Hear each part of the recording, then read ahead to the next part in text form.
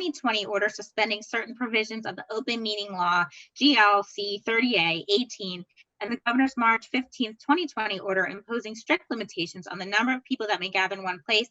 This meeting of the Grafton School Committee is being conducted via remote participation. No in-person attendance of members of the public will be permitted, but every effort will be made to ensure that the public can adequately access the proceedings as provided for in the order. A reminder that people who would like to listen to this meeting while in progress may do so by visiting the Zoom link found on the Grafton Public School website.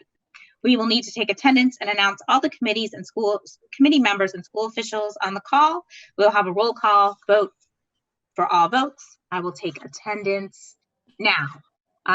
Laura Often here. Jennifer Connolly. Jennifer Connolly here. Amy Marr. Amy Marr here. Elizabeth Spinney. Here. Rahul Rati.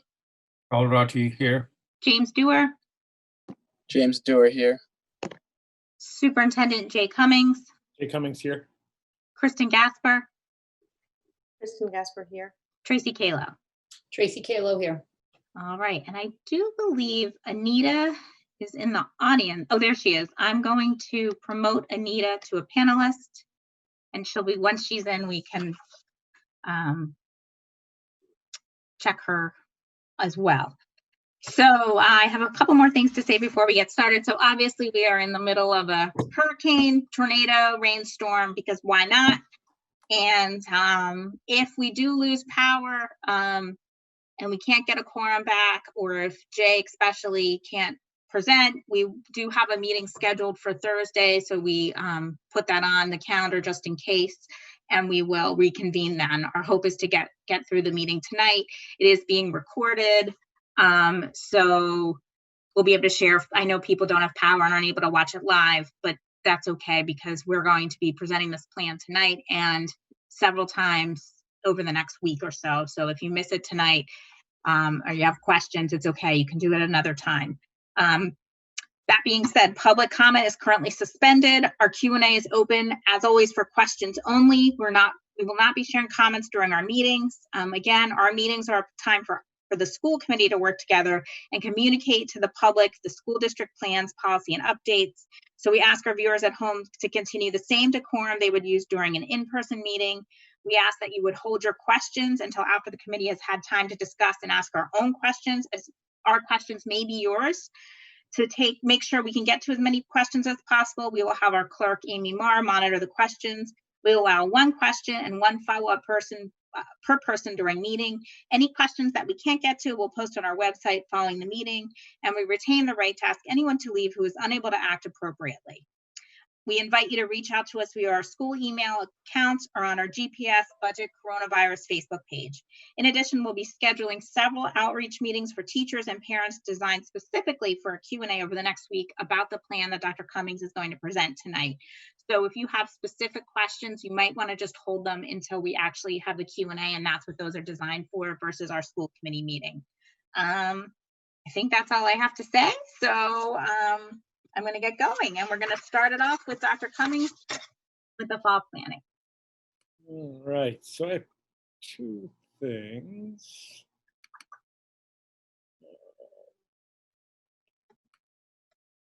All right, I put together just a few slides basically to provide an overview summary of where we are today. Sorry.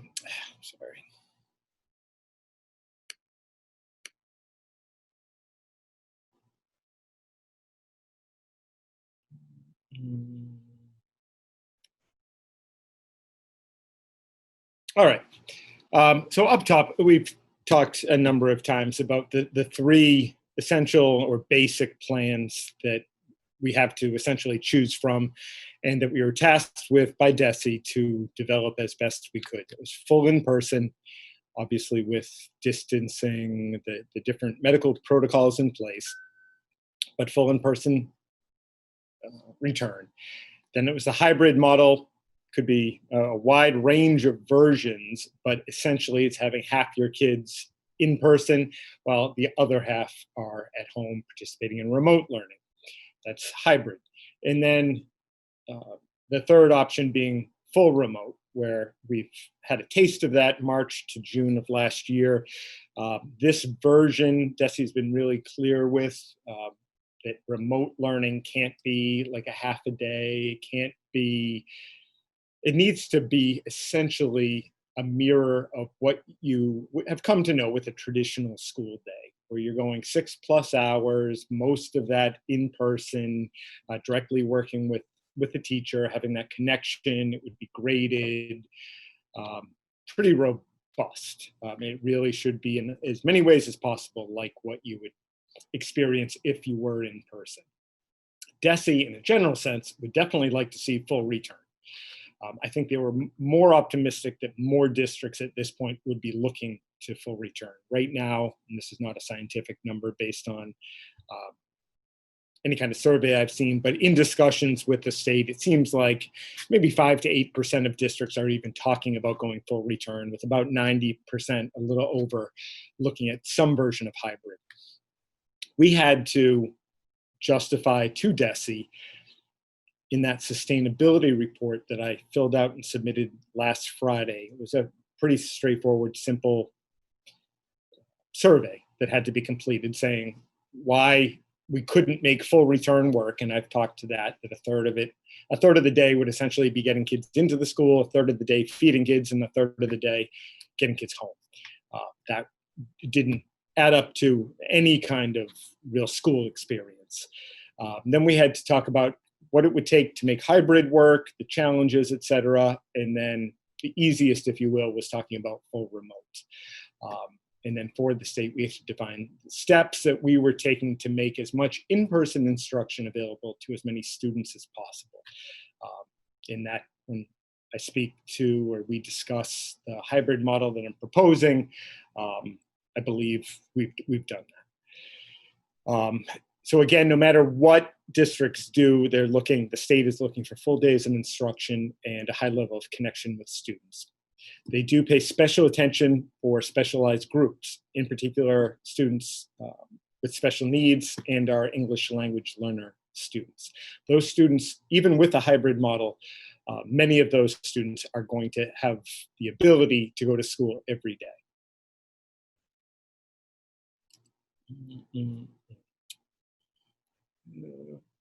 So the other must-dos, if you will, include the 170 school days. Typically, that's 180 student days. This year, the state is mandating that we take 10 days and use them before school starts for a focus on preparation, training on protocols, basically doing a lot of work on top of the work that we're already doing to be as ready as possible to start hybrid on our first day. The time on learning hours, they'll be prorated because of the 10 fewer days, but roughly 900 hours are going to be required. So that again means full days with a lot of synchronous learning. It won't be, here are your assignments on Monday, watch this video and get back to me on Friday. That would not count. So there's already guidance on that, and I expect more to be released. The state, a couple of days ago, they haven't put this on paper that I have seen, but the discussion with DESE and superintendents was around funding. And in a nutshell, those districts that are starting the year remotely will not be qualifying for all of the additional funding that's being made available to districts for the PPE, for the additional staffing, all of those things won't be available to the districts that are starting remote. They're definitely trying to obviously encourage as much in-person learning as possible. They also talk to potential guidance coming out there where activities and sports won't be able, if they are opened up, let's say in September 14th, MIAA and the state allows sports to begin in some fashion. Those districts that are going remote will not be able to engage in those activities. Basically telling districts, if you don't think it's safe enough, if you will, for kids to come back for in-person learning, it's certainly not safe enough for that same district to say that kids can come back and play football or sports. The medical community, this isn't the entire medical community, but those associated with DESE are definitely recommending in person as much as possible with those safety measures in place. The staff, much like parents, I don't think there's anybody that's not involved, be it as a parent, a staff member, a community member who has a real interest in the schools that isn't concerned about the return to in-person learning. And I think that's simply a reality. Student needs, that's obviously a huge reality too. For even half-time in person, we're going to be hard-pressed to meet the needs of students who, in a remote setting, even if it's every other week, are really going to struggle, not only academically, social, emotional. They're just going to have a hard time. They don't, obviously, and I know everybody knows this, not everybody has that, beautiful dining room table and maybe a parent who might be home or have access to a neighbor who is helping the kids out with academics, has connections with those students. They might have a kind of a peer group. Not every student has that, and that's obviously a big concern of ours. To me, it really comes down to what do we define as safe and what do we do to meet that threshold? And if not, when will we? I think everybody in a general sense is struggling with that, certainly not just in Grafton, but across the state. I've had staff, I've had parents, countless people have reached out, and that's a wonderful thing. It comes up, what if we wait 3 weeks? Okay, you're worried about starting in person. I get that, that's understandable. What's going to change in 3 weeks? And the reality is we may never feel as safe as we did even a year ago. But even if take never off the table, it might take a year, it might take 2 years. And that's the real struggle, is people want to have that level of safety that they had before. I think it's common sense, but that's what it generally keeps coming back to. So the recommendation for me as superintendent is to start the year in that hybrid model. And that's saying that on August 4th. Could things change, obviously, medically between now and the start of the school year? Absolutely. And changes could take place at the Grafton level. It could take place at the state level. I'm guessing that coronavirus won't simply disappear in the next month, but I could see, unfortunately, if we have shifts the other way, a vote tonight or at an upcoming meeting isn't binding, certainly forever. This is a reflection of my thinking right now as of August 4th. We fully integrate state medical guidance. We've had a lot of assistance with that. I think we've done a really nice job with that. The plan that I'm going to speak to tonight is a reflection again of our best thinking on August 4th. We have added definition and improved upon the plan, I think, every day, almost every hour. It's certainly not finalized. That next step is handing the district plan, that outline, to schools, and then working with the individual schools to define it more to fit their grade levels, their actual building, their schedule, etc. If tonight we were to get school committee consideration and approval to move forward at this point with the district plan, we obviously are going to incorporate any guidance that is delivered to us this week, next week, etc. Something that came out of the meeting with the commissioner yesterday in that discussion between the commissioner and superintendents was the announcement that there is going to be some kind of statewide remote learning platform. We don't know, it was almost said in passing. Nobody knows what that is. We know they contracted with a company to provide a platform. We have acted as in taken actions as if we don't have anything from the state. So we have partnered with a few different learning management companies. They're top-notch, they're great. We may stick with that. We are certainly going to take a look at what the state is offering and look at cost, if there is one, etc. They announced that would come out Wednesday at 2:00. I didn't see anything on that today. I don't know if they'll push it back, but that was just one example of kind of new news, if you will.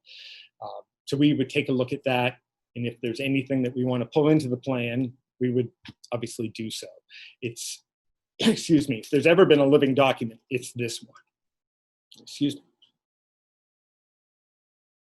And then finally, if the committee approves this plan or has minor changes that we can make, in a relatively short amount of time, we would plan tentatively to send out to parents a survey that would ask for specifics about whatever parent would. Obviously, they have 3 children, they're going to fill out a survey for each individual child as to what they're choosing to do in the fall. The thinking is we could put it out on sometimes Sunday and leave that window open for a week. Next week, it's going to come out tomorrow, but we'll have 2 different community meetings set up for parents and guardians of children with special needs. So that those will be focused on special education, information and questions. And then right after that, the next 2 days, I'll do 2 more GPS community meetings like I did a couple weeks ago, where we'll have Kristen moderate, and they're opened up to everybody and anybody. And in the meantime, I fully expect that we'll get lots of questions just sent individually, use of the Facebook page, and we have a new page that's dedicated to all of this, if you will, that's going to be on our website with a Q&A that will tie it all together as well. So I think that's all I had in terms of just the intro. Before I review and kind of walk through the entire plan document, are there any questions for me?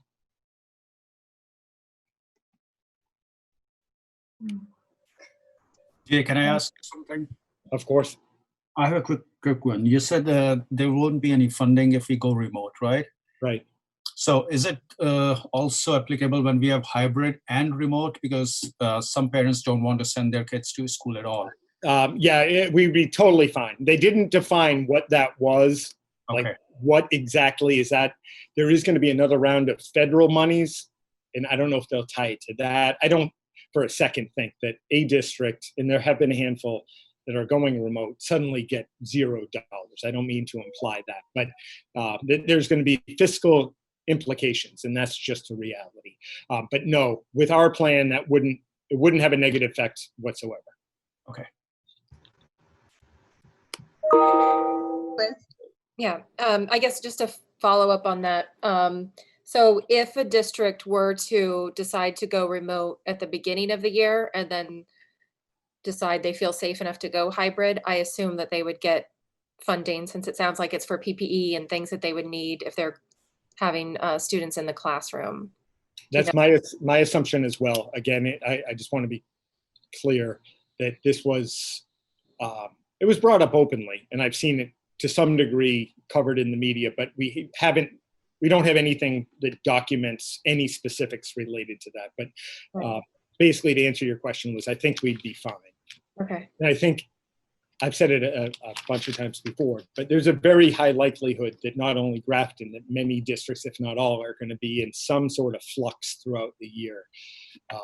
I'm making this up, but we go along and there's a statewide spike in November, and everybody has to go remote for 3 weeks, or all of Worcester County does or something.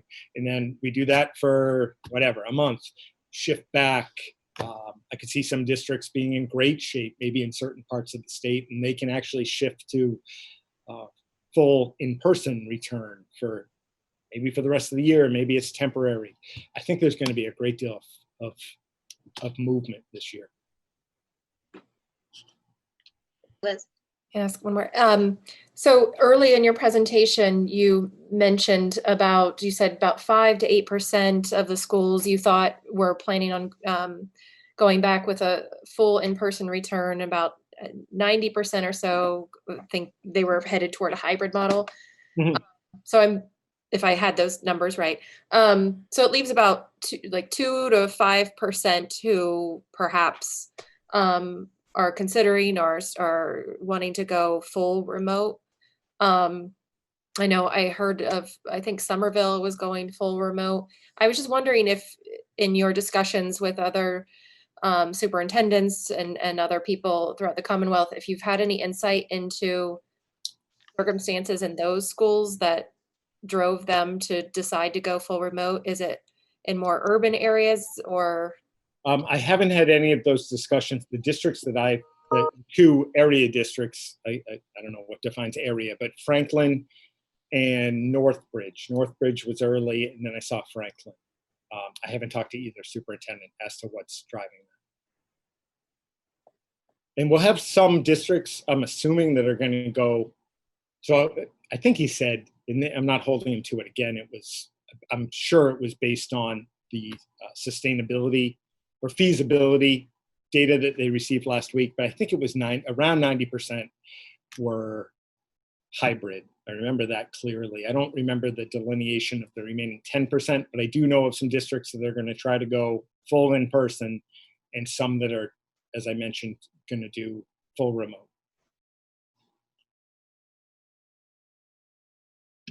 Thank you. You bet.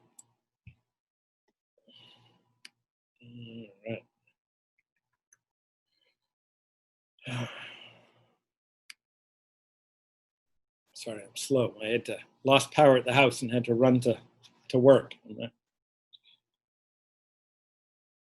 kind of functional here. All right. So my plan was to simply kind of run through the slides, or about 40 different pages. This is the actual plan that will be released depending on the wishes of the committee, but as early as tonight, I can email it out and obviously make it available on the website, put it on the link to the Facebook page, etc. When or if the committee wishes. So we start with the great Annabelle Ballack. She's going to be a junior at GHS. Table of contents, fairly straightforward. So I hope you just interrupt me when you have questions. I'm not sure exactly how much depth to go into on all of these. Just an opening letter saying that we're prioritizing safety and the well-being of our students, staff, families. That's number one. And the more, with that as our first guiding principle, the more we can do in person and the more impactful we can be in terms of learning, that's a very important second principle of ours. The reopening advisory committee participants have been absolutely fantastic. Every one of these people, I think there are maybe 54 people in total, worked tirelessly on the subcommittees. They went through pages upon pages of sometimes hard to understand guidance to kind of boil it down to what was most essential, and then figure out how do we apply that in our community. In particular, I wanted to thank Mandy Lape, assistant principal over at North Street, and Laura Legault, who is a parent and staff member, teacher over at North Street as well. They did tons and tons of formatting to make this document as user-friendly as possible. We were trying really hard to avoid having what we were seeing time and time again, which was just cutting and pasting of the guidance, and you had 50 pages of just text that would have kind of gone for any district. So I think we were successful. I hope you like it in presenting things in a way that are usable, understandable, and then we also have a lot of links for more in-depth information if people want it. The chairs of each of the subcommittees were fantastic, and I wanted to thank Dr. Lloyd Fisher. He is the president of the Mass chapter of American Academy Pediatrics. He's been great, not only looking at our materials, but he's been a great resource for me to reach out to over the past few months at least, and he's just been awesome. He's got kids, lives in Grafton, has kids in the district as well. So huge thank you to all of them. Guiding principles, we've talked about this. We want to obviously ensure safety and well-being of students and staff, provide the highest level of personalized instruction across all models, be it hybrid, remote learning academy, what have you. We want to communicate as openly and effectively as possible. I believe we've done that. When we don't know something, we're We say we don't know it, and then we work on finding the answer. And then to build and sustain connections with students across all models, that's going to be a great challenge, but one that I think we're up to, and uniting the Grafton Public School community around that collective desire, again, to continually improve. And there is zero doubt in my mind that whatever we start with in mid-September, I'd be profoundly disappointed if we're not significantly improved by October 15th, and then even better by November 15th. And I think that our only chance of succeeding in this incredibly unique, challenging circumstances, working together and just working to just grind away and get better and better.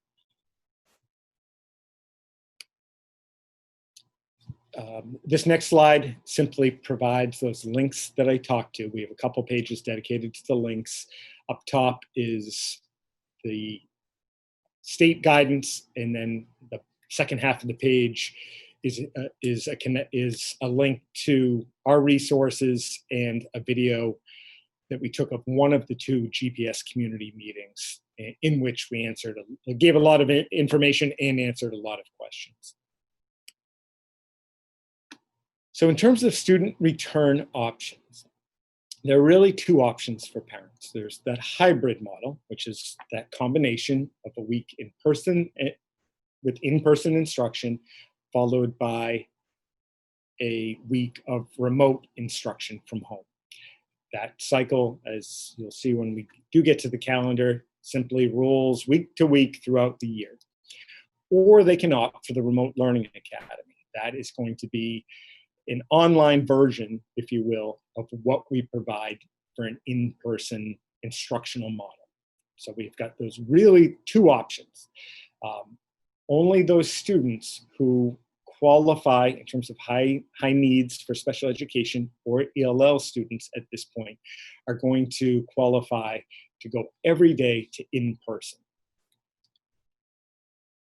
Those special aids populations include the high needs special education students. We have basically taken that criteria, applied it to us, and Bob Wall, the Director of Special Education, and Nicole McDonald are going to, they've already processed the list. They're working to basically verify through the principals. They're going to reach out and connect with parents about programming for individualized students. Our ELL program isn't very large, but those students will be contacted and we'll have a program that will be tailored just for them. Preschool is essentially not running, that's its own little island, if you will. It falls under not only the K-12 realm, but early childhood as well.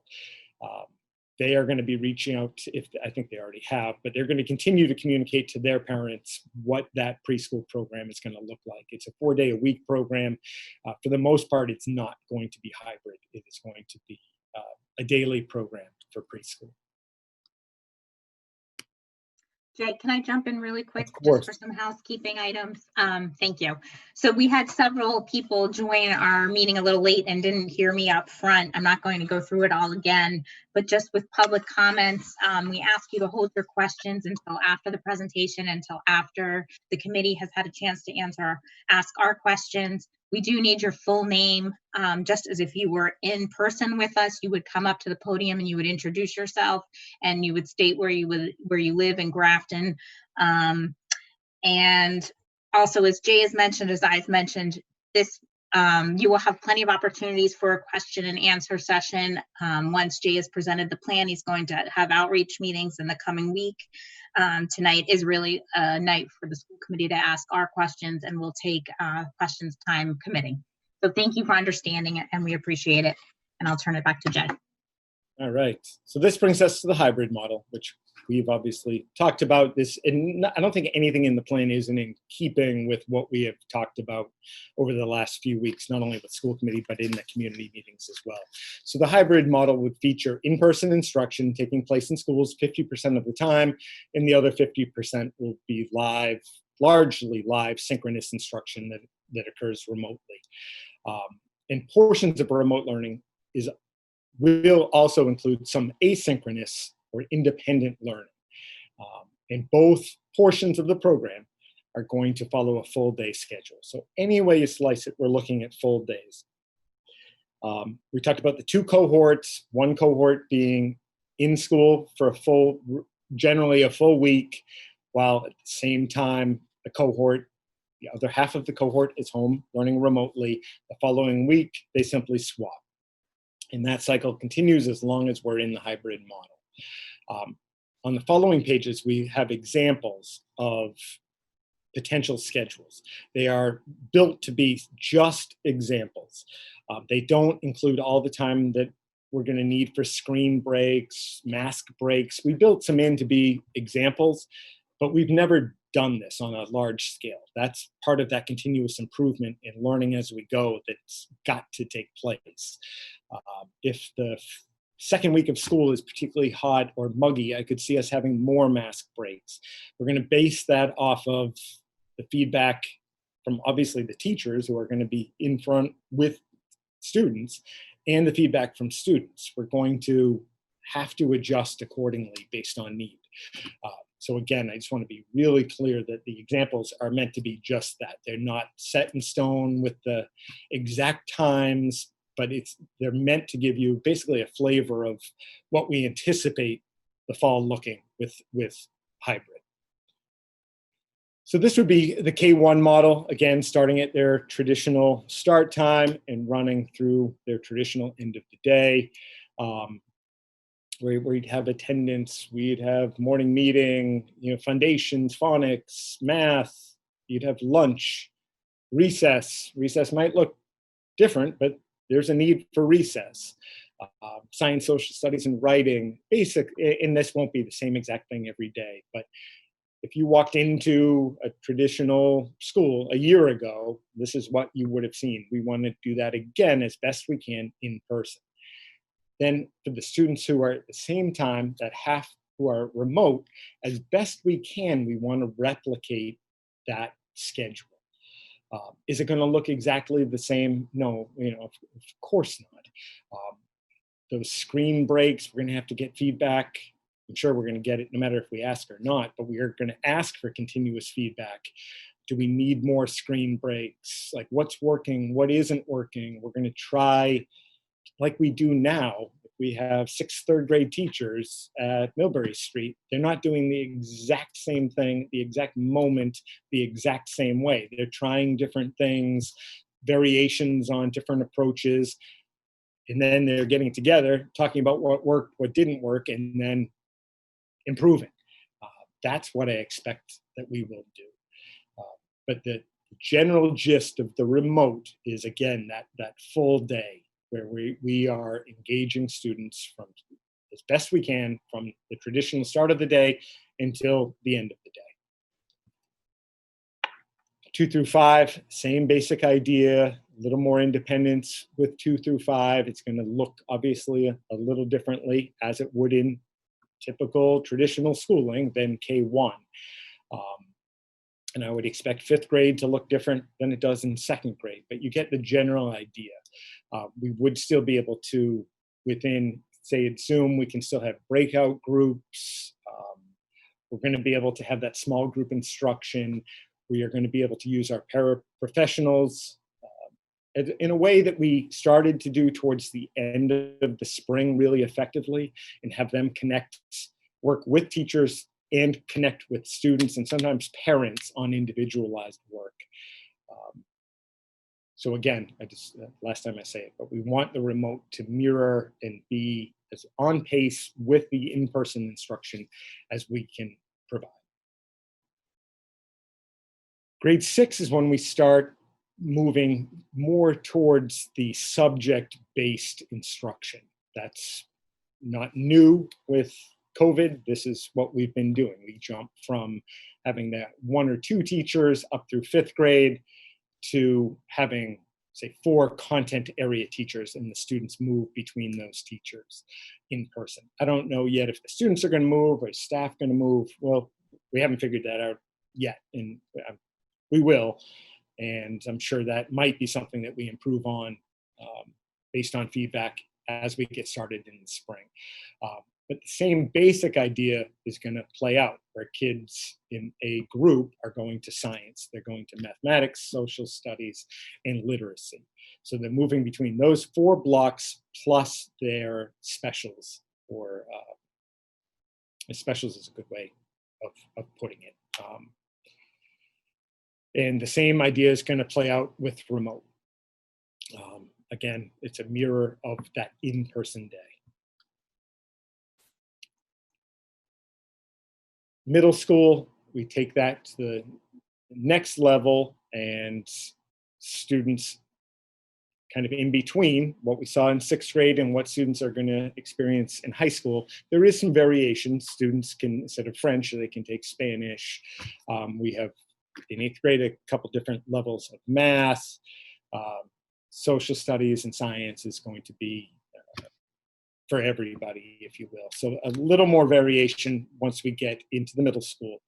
But the same basic idea is 6th grade, again, a little more independence. And students are going to go rotate differently into their specials. We're not sure yet, again, if we'll have staff go to classes, if we'll have students move throughout the building into specials, where we still have to work that out. But you get the general idea, starting at our typical start time and running through our typical end of the day time. And I should say, with middle, the same basic structure is going to be, that's used in person, will be used in the remote setting for those students. And then high school, this is our most individualized group, the students attending in person. Again, with the high school, we are going to have basically the hallway set up like one way. We'll have to do a lot of work around what we want to avoid is the typical high school. The bell goes off and everybody's out in the hallways together, really close together. Even with half the kids, that's a lot of kids out in the hallways at once. So that's something that we're working to figure out, along with every other high school. At the high school level, we can no longer have the ability or option of having staff go to the students. We're going to have more student movement and independence at the high school level because of the wealth of courses that are taken in the different levels. This is actually a great example. Architecture. That might be a class of 18 kids, but that group is certainly not going to be together for the day. So we're going to have students move throughout the building. They move throughout the building in a controlled way through their 7 typical blocks in the day. And they would have a lunch built in, as would every other grade level, and those lunches are going to be served in the cafeteria. Depending on numbers, probably the biggest question, one of the biggest question marks for us still is, what kind of numbers are we going to have in terms of hybrid versus remote learning academy? That will obviously have a big impact on our staffing. And then with our staffing, how can we creatively combine what we have for resources staffing wise to provide that synchronous live instruction, if you will. We certainly don't have enough staff to replicate everything that we're doing to do it twice, once for Remote Learning Academy and in person and in the hybrid model. We don't have, a number of architecture teachers. We have one. And even that is amongst other courses that individual teaches. So that person can't be replicated. So there are courses that we're going to have to utilize those virtual learning platforms that I talked about. We're going to have to utilize those to some degree, and that degree will be dictated by the numbers and the corresponding staffing needs that we have. So that's the hybrid. Any questions on the hybrid piece so far? Okay, I have a quick question. You might not be able to answer it. Okay. In the high school, if the students are moving around, which makes sense, are we able to clean desks between? How is that working? Do you know yet? We'd probably have the students do it. We've got it. There's a, I don't know if it's a national, it's certainly a regional shortage of like the exact wipes that you're supposed to have. Right. If we don't have the wipes, that makes it a little more complex. So we haven't figured, if we don't get the wipes, we need to figure out what's the backup plan. Is it, we're going to have to ask the teacher or schedule, we will have additional custodial, and are they going to go pod to pod and do that? We haven't figured that out yet. The wipes would make it 8 billion times easier. But we've got to have a backup plan if those are not available. Liz? For the preschool, for pre-K, are we just limiting the numbers of, do we have to limit the numbers more than we usually do for those classes to make sure that we're able to space those kids in person? We may have to do that. We may have to limit typical students. There are other students who we simply have to, that will have priority based on specialized needs. They are in the process of reaching out to parents to find out who is attending, who is not attending, before we have to make any reductions, if you will. Our hope is that we don't have to. Mhm. And then, if I can, Laura, is that okay? One more question. For the middle school and high school, I'm just concerned that it doesn't look like they have any screen breaks during the day. They'll have screen breaks. Okay, I don't know how many at this point, but they will definitely have screen breaks. okay, thank you. No doubt about it. I have one Jen? question, Jay. I know this isn't the set schedule, but is there a reason why we are choosing a 7-block schedule opposed to maybe longer blocks, so we're seeing less kids per day? I'd have to ask Jim his thinking on that. I think the idea was to, I mean, obviously the 7-block schedule is in line with our credits, with what kids have done up to this point. Shifting the number of classes, and we'd have to, if we did that, we'd have to shift, I would think, probably around like credits. And I mean, there are students who might be going into senior year that need X number of courses, and it works within, they can get everything in that 7-block day, because that's obviously, if nobody could have seen this coming. I'm more than happy to talk to them about that. We would probably have to make some accommodations in terms of, that's a pretty big doable, but it's a big shift that I'm guessing has implications in terms of. Because okay. I mean, we can That talk makes- time, but I'm thinking they usually have a block schedule that rotates anyway. If we can still find a way to get to meet during that full 5 days, I'm not sure. I mean, there's a lot thought into it. So I was just wondering if there was a reason. Plus, we'll allow more for cleaning. So I was just trying to think if there was a way to. And they may already be talking about that, Jen. I don't know. This is at this point, like once we get through, like the next phase is obviously having this general plan go to the schools and have them work through that exact type of. Okay, thank you. They have tried to be as, if you probably noticed, but they're in sync more than ever with the middle school. Thinking if we needed to share staff, especially if with Remote Learning Academy or that remote week, depending on staffing needs, illnesses, et cetera, the more in line we can be, the better. So, I mean, it's certainly a good idea. I'm sure there are going to be a bunch. I would obviously, I know you're not suggesting this, but I'd want Jim and Roseanne to be a huge part and take the lead in any kind of modifications they do, with the guidance department too, and work through credits and all that stuff.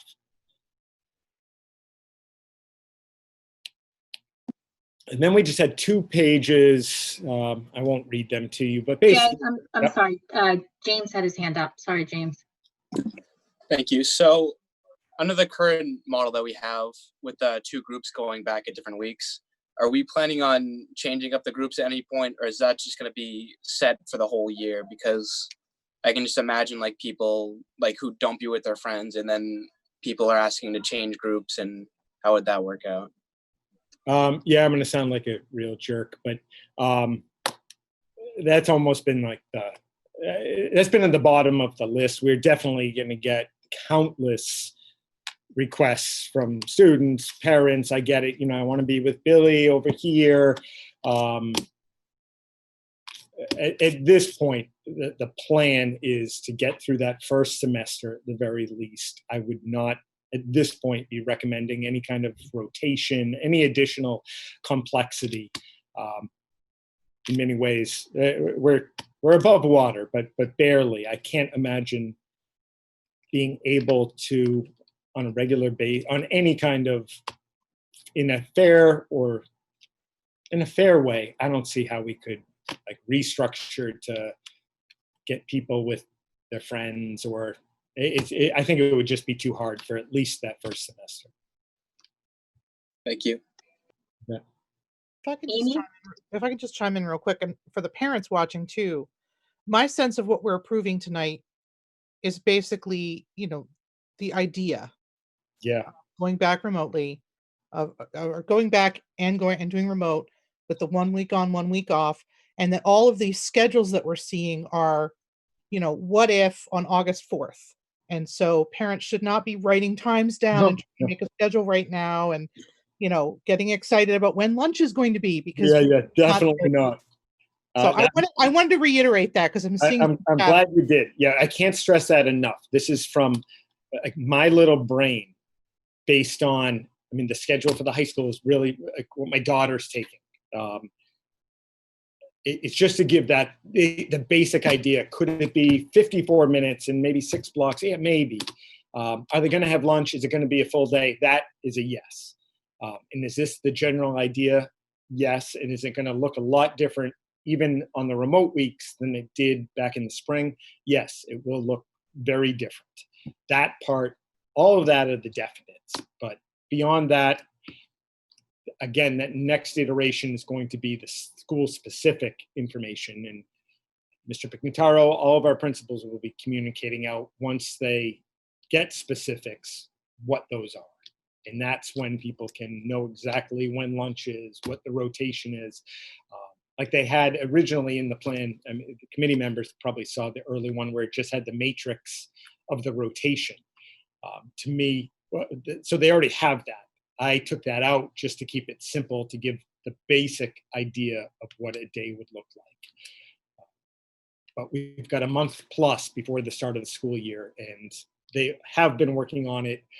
They're going to go into overdrive in the next week. So that will certainly be shared. All right, and then we had 2 slides around the instructional cornerstones, again, of first one being remote learning piece, everything that I've talked to, that we're going to be as synchronous and live as possible. We're going to engage with students in a bunch of different ways. We're going to continue to collaborate, work together as best we can to improve and to meet those needs. We're going to take attendance. If somebody isn't engaging, we are going to be addressing that, not necessarily always in a punitive way, but in a student-specific way.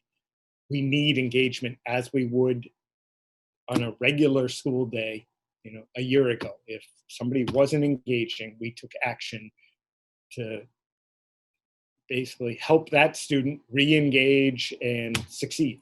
It's going to look differently, but hopefully it feels the same in that supportive way and is beneficial to all students. And of course, we need flexibility and patience all around.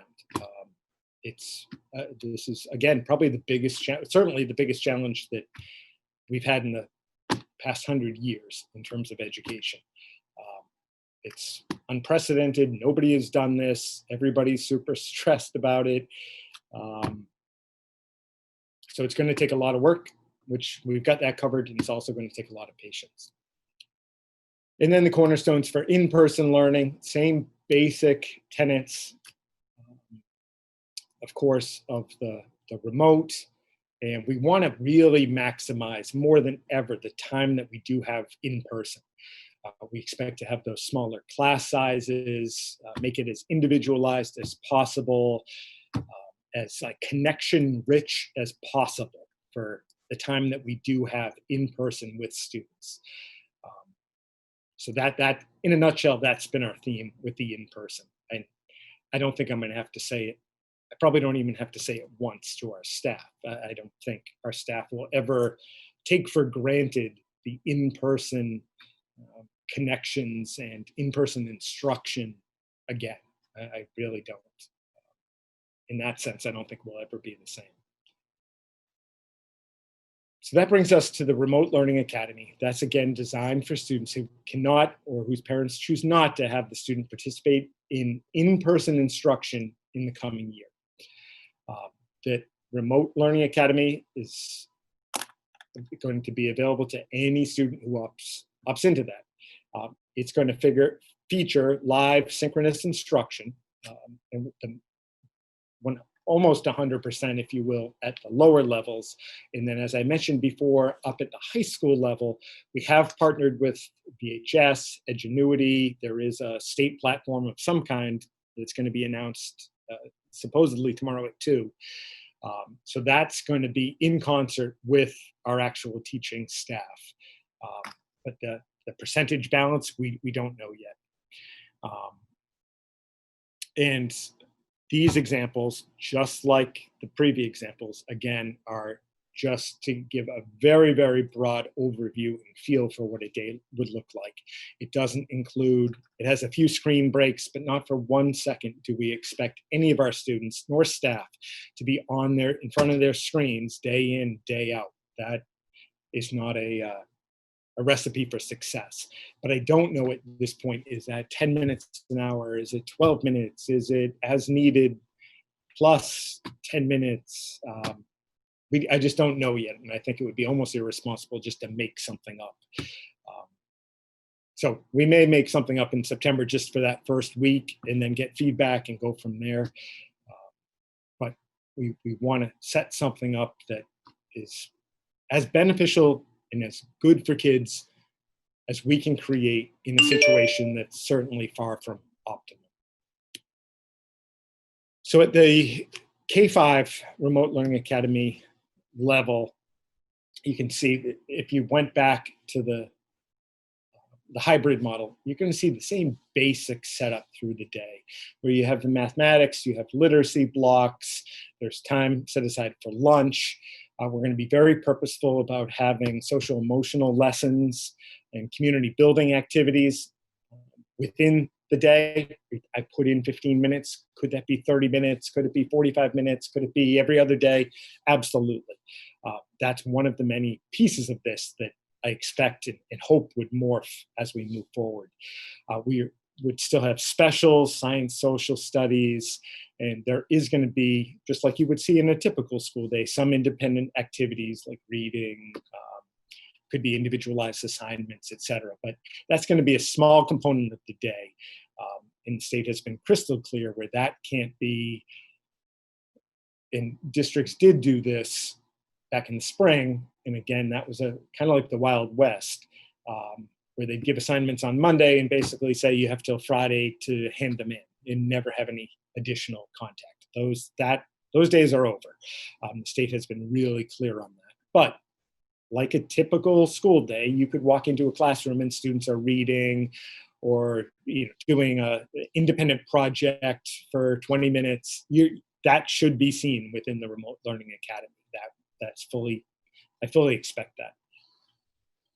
So that's K through 5. Again, this connects in a lot of ways to what we talked about with hybrid. We're grade 6.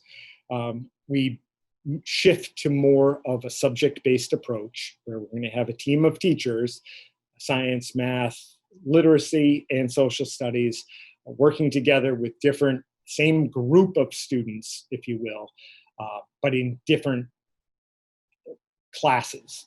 Like for example, regular school day, we might have 100 students, 25 go to science, 25 go to social studies, literacy, and another 25 to science. Whatever I'm missing, math. Same idea.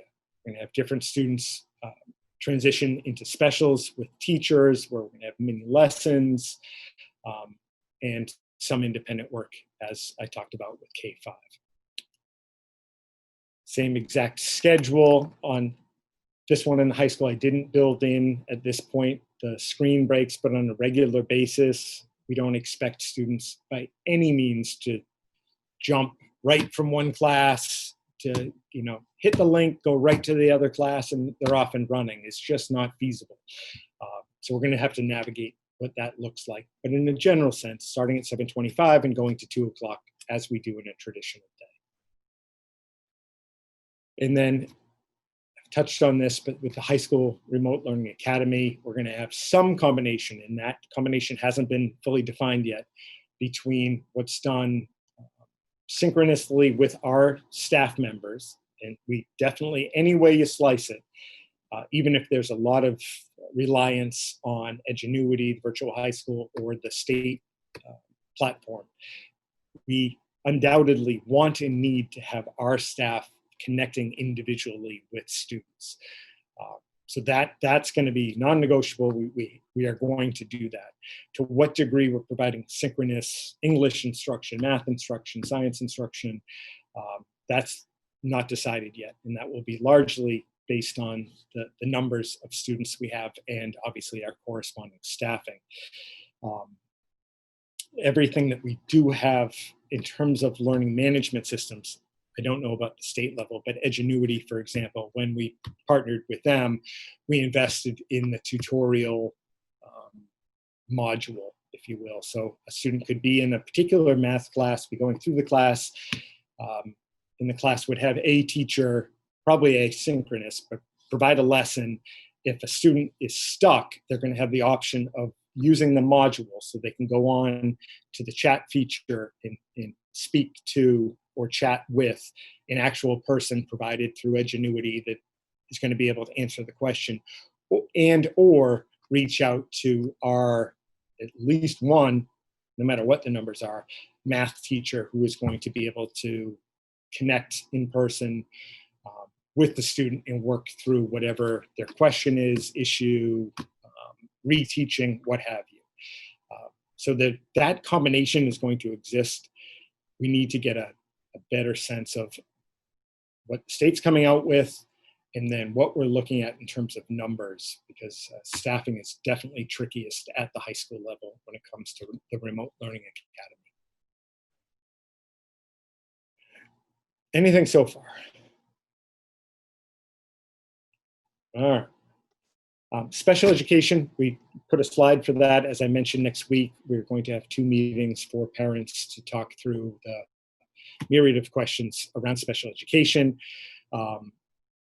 We are working to identify the students who will be attending in person on a regular basis rather than following the hybrid schedule.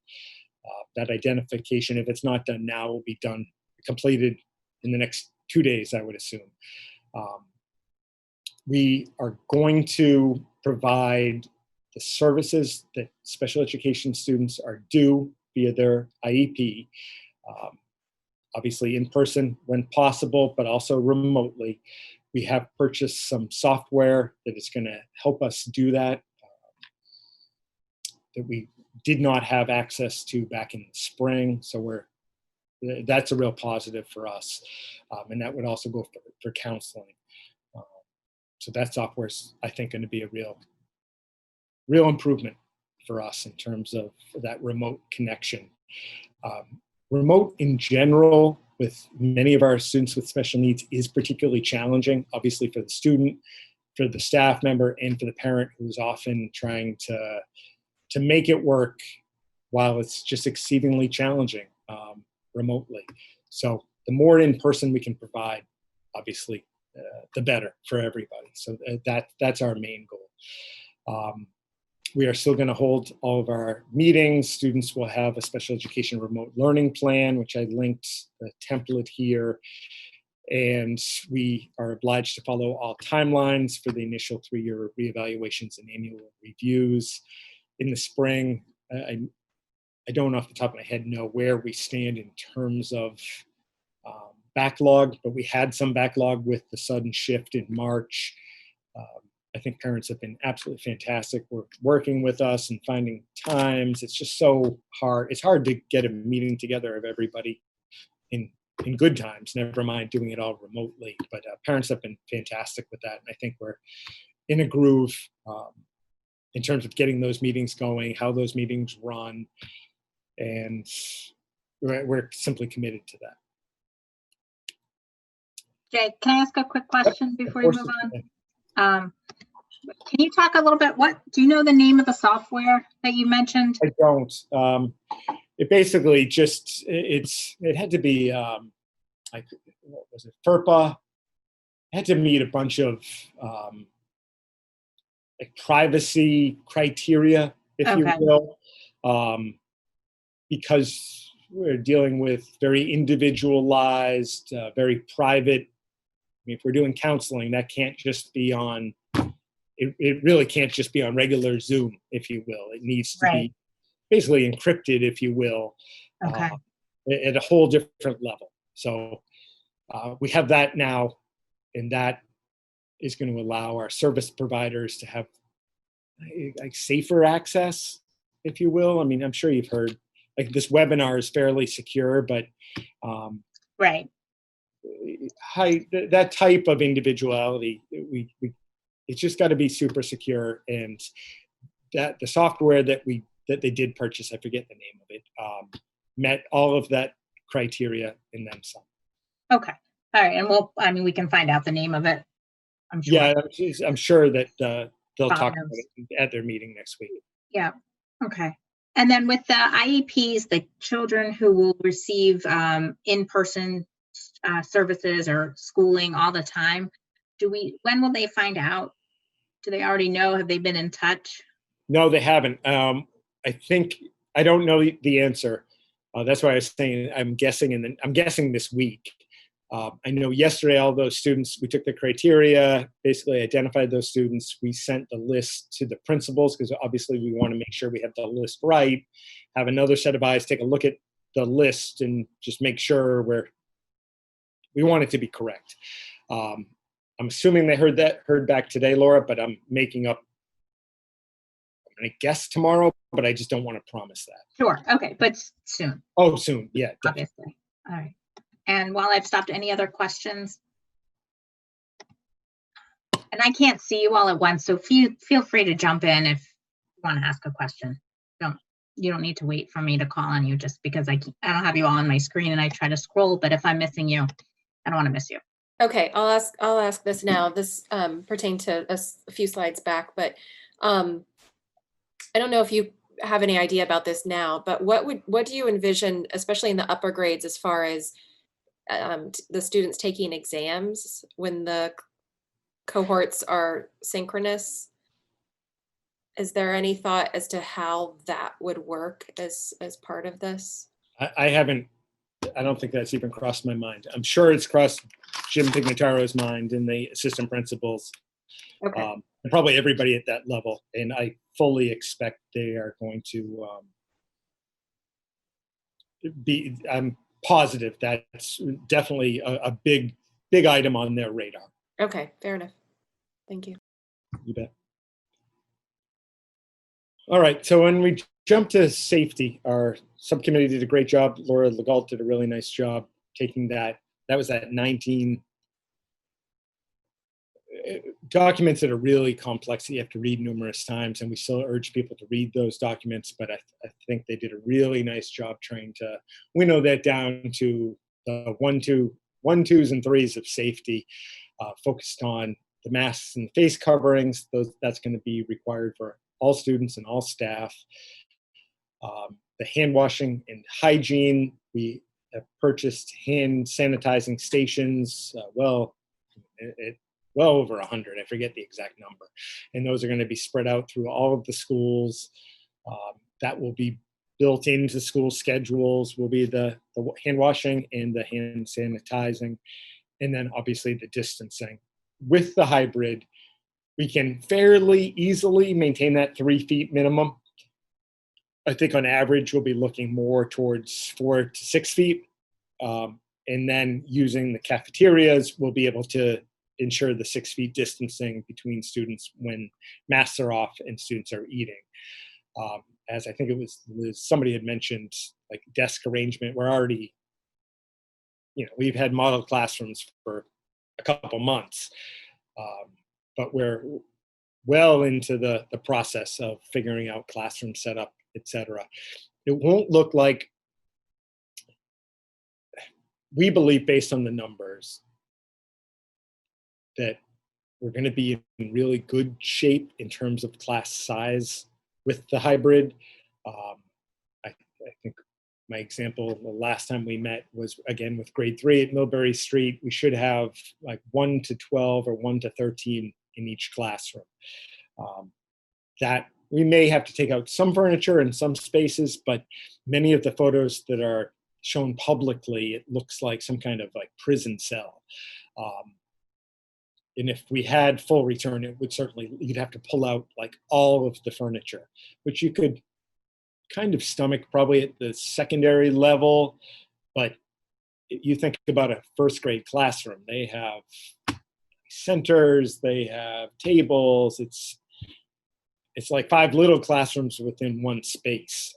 It would, if your first grade classroom looks like, a sparse high school classroom, that would be a tremendous challenge. We don't think at this point we're going to have to remove much furniture to still exceed the 3 feet mark. So the actual feel of our classrooms in the hybrid model in person shouldn't look or feel too radically different. I mean, they're going to be different. Don't get me wrong. The 3 feet is different, and everybody with a mask on, and the sanitizing, it's definitely going to look and feel different, but not as different as I'm seeing when I talk to other superintendents and look at the model classrooms that they have. So right now I feel pretty good about the distancing piece and our ability to provide as close of an experience, a school experience, as we can to what we've known in the past. Social emotional wellness, this is a huge one.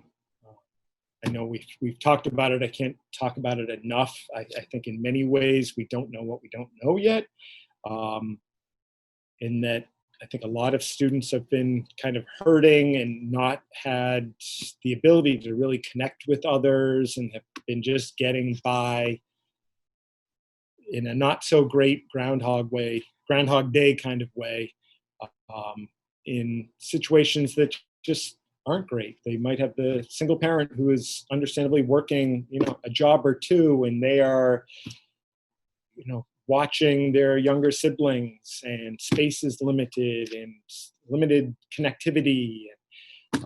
They just haven't had, nobody's fault other than nobody's fault, but the fault of the situation at hand, just haven't had the ability to have meaningful, positive connections and supports that I am 100% convinced that we can provide in person, even if it's halftime.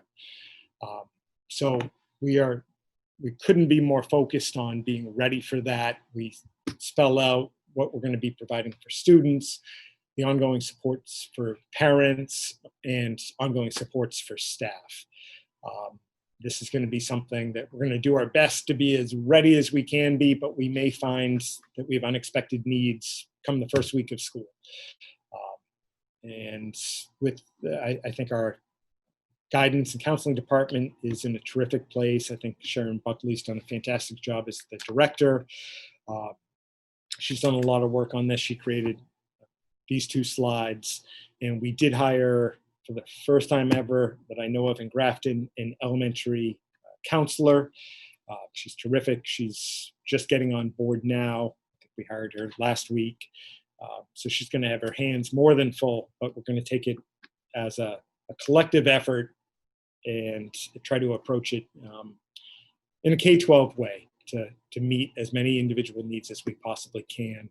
We still have a partnership with Shrewsbury Youth and Family Services. We're going to be working with them in the upcoming year, continue that relationship, which was absolutely great. I expect them to really focus on the support and development of wraparound services for families. Because as much as I talked about students, we have families who are definitely struggling in numerous ways due to what's going on. So our job, first and foremost, is to make the school end successful. But if we can help connect them with supports to support the life outside of school, that's very impactful as well. Transportation, this one's fairly kind of straightforward. It hasn't changed from what I've talked about in the past. We have posted for bus monitors. Right now, we don't know if we're going to have interest in that. If we're not, but they have been posted a couple weeks back, or at least last week. Everybody on the bus is going to be required to wear masks. The seating of the bus will be labeled as to where students can sit. It's basically a staggered pattern where the first students onto the bus are going to sit in the back, and you basically fill up the bus from the back forward. One student per seat. And as I mentioned, it would be labeled, so it's going to be very, very simplistic. But we will have, ideally, that monitor on the bus just to help students through that process. We are going to clean the bus in partnership with AA Transportation after every run. And that will simply be how we do business. When we put out busing information, we will set routes. We aren't going to be able to have as many individualized stops as we have in the past. I've talked about that. The intent of that isn't to torture people. It is to maximize the efficiency of the bus run so that we have time at the end of every run, 5 to 10 minutes, for that cleaning to take place. Food service, with the hybrid model, it feels like a million times easier than when we tried to work through the full return, whereby we can serve students lunches.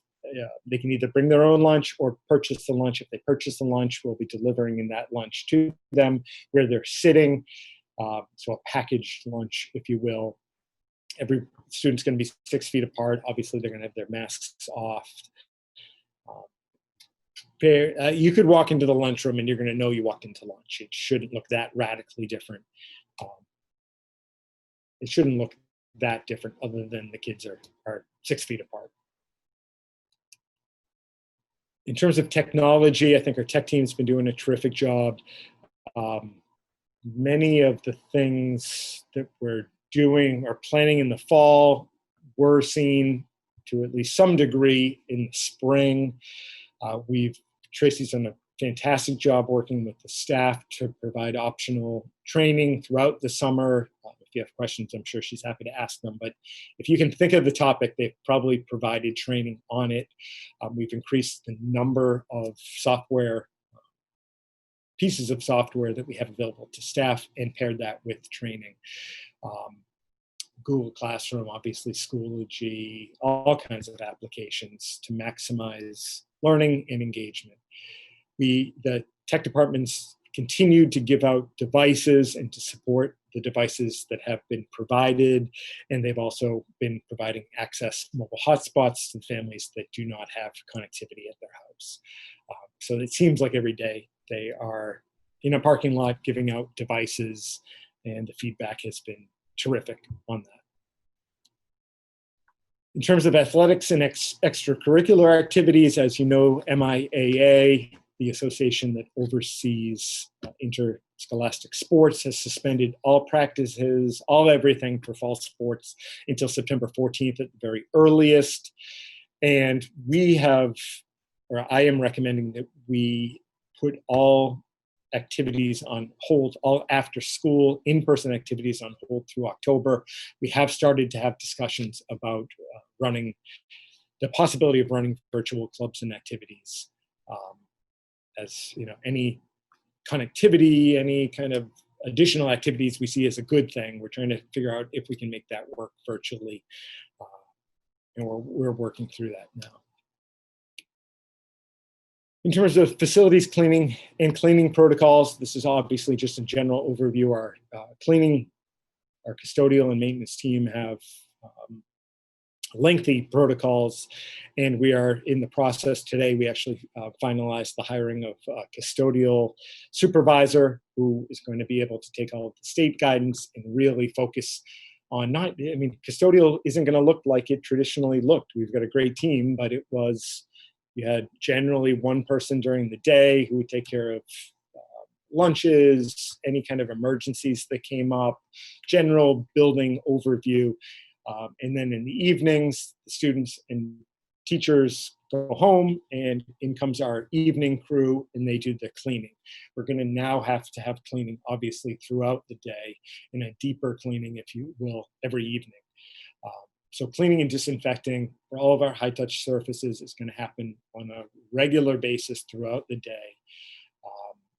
We talked about the desk cleaning. We're working through the specifics of that based on supplies right now. Any electronics that are shared have to be cleaned. And then certain surfaces, high-touch surfaces on playgrounds, really anywhere on the school grounds, need to be areas of particular focus. And I already mentioned the hand sanitizing stations that are set up throughout each of the buildings. The next few slides. Yeah, Liz had a question. Yeah. Sorry. Sorry to interrupt. I just wanted to address that specifically. What would you say is the message? I know a lot of teachers this is the time when they normally buy their supplies for their classroom. Especially I'm thinking about art teachers in particular who are wondering right now, should I get individual packs of supplies for each student? Should I rely on the custodians to wipe everything off? Is that something that's going to come from the principals as well? Or do you think Is that to teachers that you're asking? Yeah, to the teachers. Oh, yeah. No, we're working on that. There was specific guidance for certain classes. Most specifically, they focused on band, chorus, and PE. We have a meeting tomorrow afternoon to start to work through what that would look like. Tied to that would be like art or any of the subject areas where they're going to have those like shared materials, and trying to figure out how we're going to handle that. So we are working on that internally. Any supplies that would be purchased, if it wasn't clear, would certainly be purchased by the school district, not individual teachers. But we're working through that right now. I'm just thinking, like, because I used to be part of the help. I was president of the PTG, and so I know that using PTG funds, for example, our art teachers at North Street usually this time of year buy art supplies and things like that. So hopefully, yes, they're not using their own money for the supplies. Yep. In that sort of capacity, or program funds from PTG or things like that. So yeah. And then my other question was, I'm worried about this wipes shortage. I had asked about that a while ago, and I know we had placed the orders, but I'm surprised that is this, well, maybe I shouldn't be too surprised, but that the state isn't helping out with that or anything. Are we just on our own to try to we're definitely trying not to rely on anybody, but I can say the state is definitely working on that. Something tied closely connected with that, just as another example, are Chromebooks. Chromebooks from, I think it was Levano, probably mispronouncing it, but that came up on the call the other day, that along with wipes, there are certain Chromebooks coming out of China that are being held up at the border, I'm assuming on the West Coast,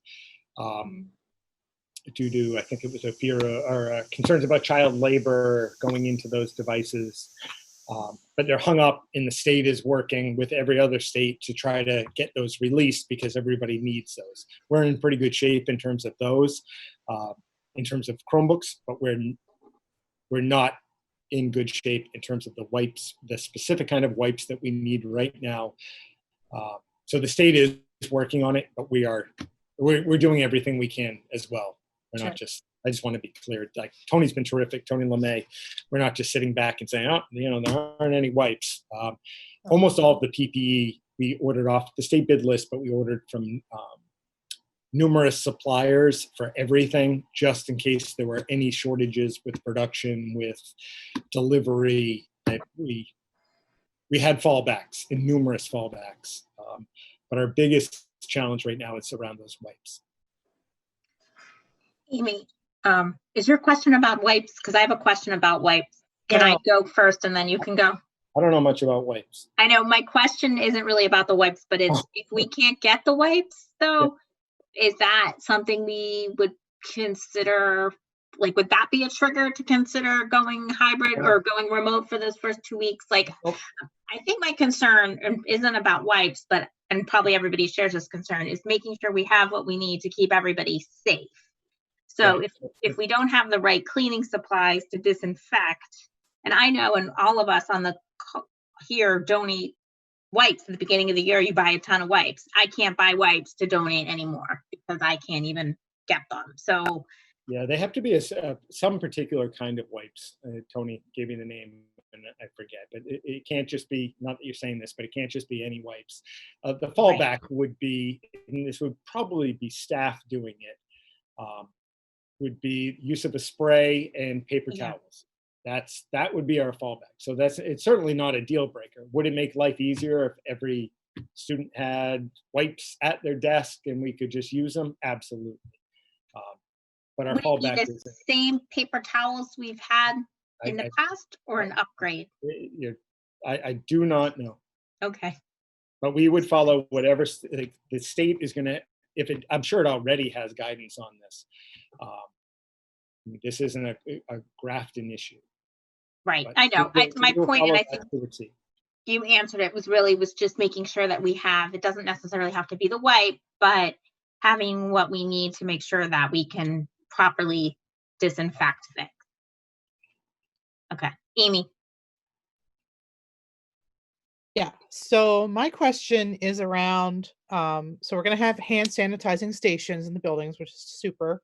I've gotten questions and concerns regarding sinks working, not working in various buildings, and making sure that those are being looked at throughout the school day because they do break. And soap dispensers and making sure that those are filled throughout the day. Because that's been an issue in just about every building, and I don't know why I didn't know about it before now, but here it is. And I didn't know if that was something that Tony had mentioned, that he's having the sinks inspected and repaired over the summer, or I know the one in the high school in the ladies' room on the first level is a problem. But other than that, I know nothing. Yep, that was actually done in the spring. We did a lot of that type of project once schools closed. We are obviously able to do the hot water heater at North Street Elementary School was replaced. We've done a lot of plumbing work in between that kind of like the white piece. We will have sinks break, we'll have boilers break. Things will happen.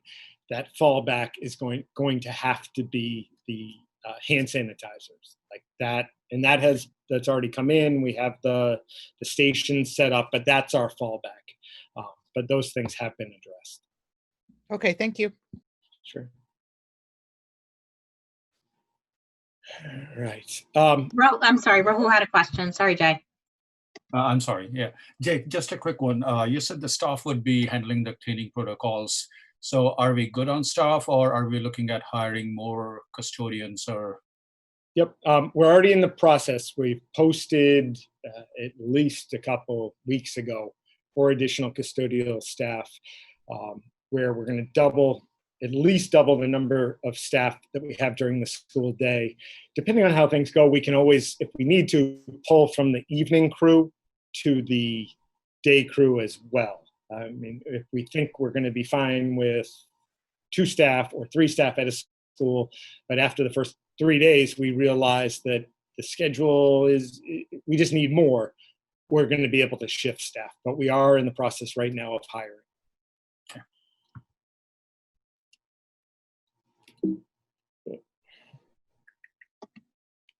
I think we're good. Okay. So the next slides connect directly to, I think it's also a 19-page document in terms of how school districts need to respond to the different scenarios that come up. This is probably the most complex because it's rarely just super straightforward. And that's my guess, is that there's going to be a lot of gray around this. Even with extended school year, this was 2 or 3 weeks ago, had parents fill out forms, like basically a form every time they came in to drop off their son or daughter for the program. And the parent just accidentally filled out the wrong information. So I got a call at whatever time it was, 7:30. And we've got somebody, I forget all the details, but they are showing symptoms. They were exposed to COVID, all these things. And it turned out to be a complete false alarm. But it did trigger before we had broken it down. And I break it down one way here. We'll have it broken down into more, still broken down, but into greater depth for staff. Obviously, the nurses have everything and then some. But at the time, I only had that 19-page document. So I'm there at 7:30 in the morning at the kitchen table with that 19-page document, trying to figure out, all of the different thing, everything that I believed at the time, and then what exactly do we do? It worked out well. Obviously, it worked out great that it was a complete false alarm. But went through the process. It definitely helped to know. It helped inform what we would need in terms of like the most fundamental pieces to put out to the community. And I connected with the Board of Health, and they were terrific. It got right back to me. I walked through the issues. They gave me, their advice and how to handle it. And right at that moment, I found out it was a false alarm. So that was it. The challenge is going to be, that was when we had very, very, very few kids coming in, having even half of our students. Let's say we have 1,000 kids. You can take out remote learning academy. We have 1,000 students. It's not, a handful of students going to ESY.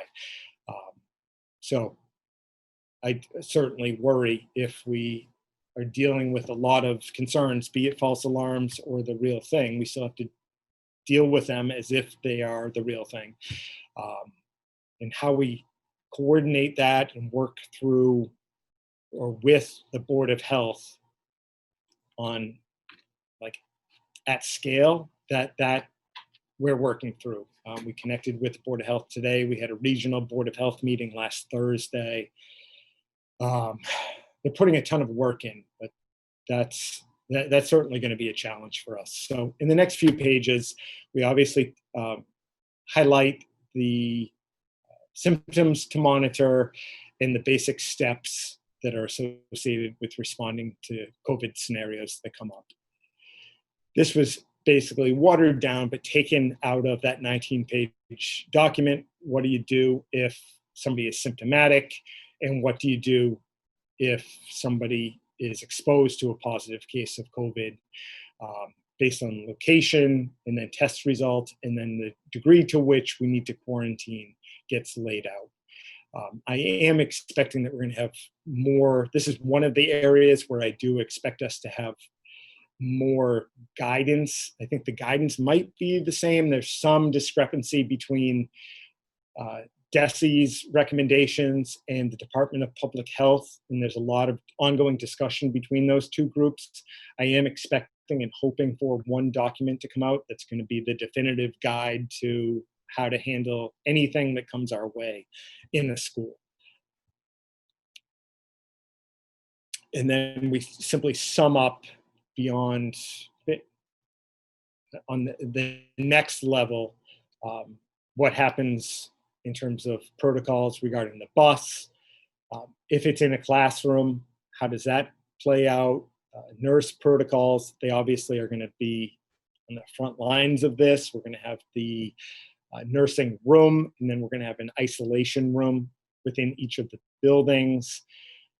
They're also, in partnership with me, going to be working with the Board of Health on a regular basis. If we do have cases, if we do anything that comes up, we're going to have to communicate that out. There are all kinds of rules about how things are communicated and what can be communicated.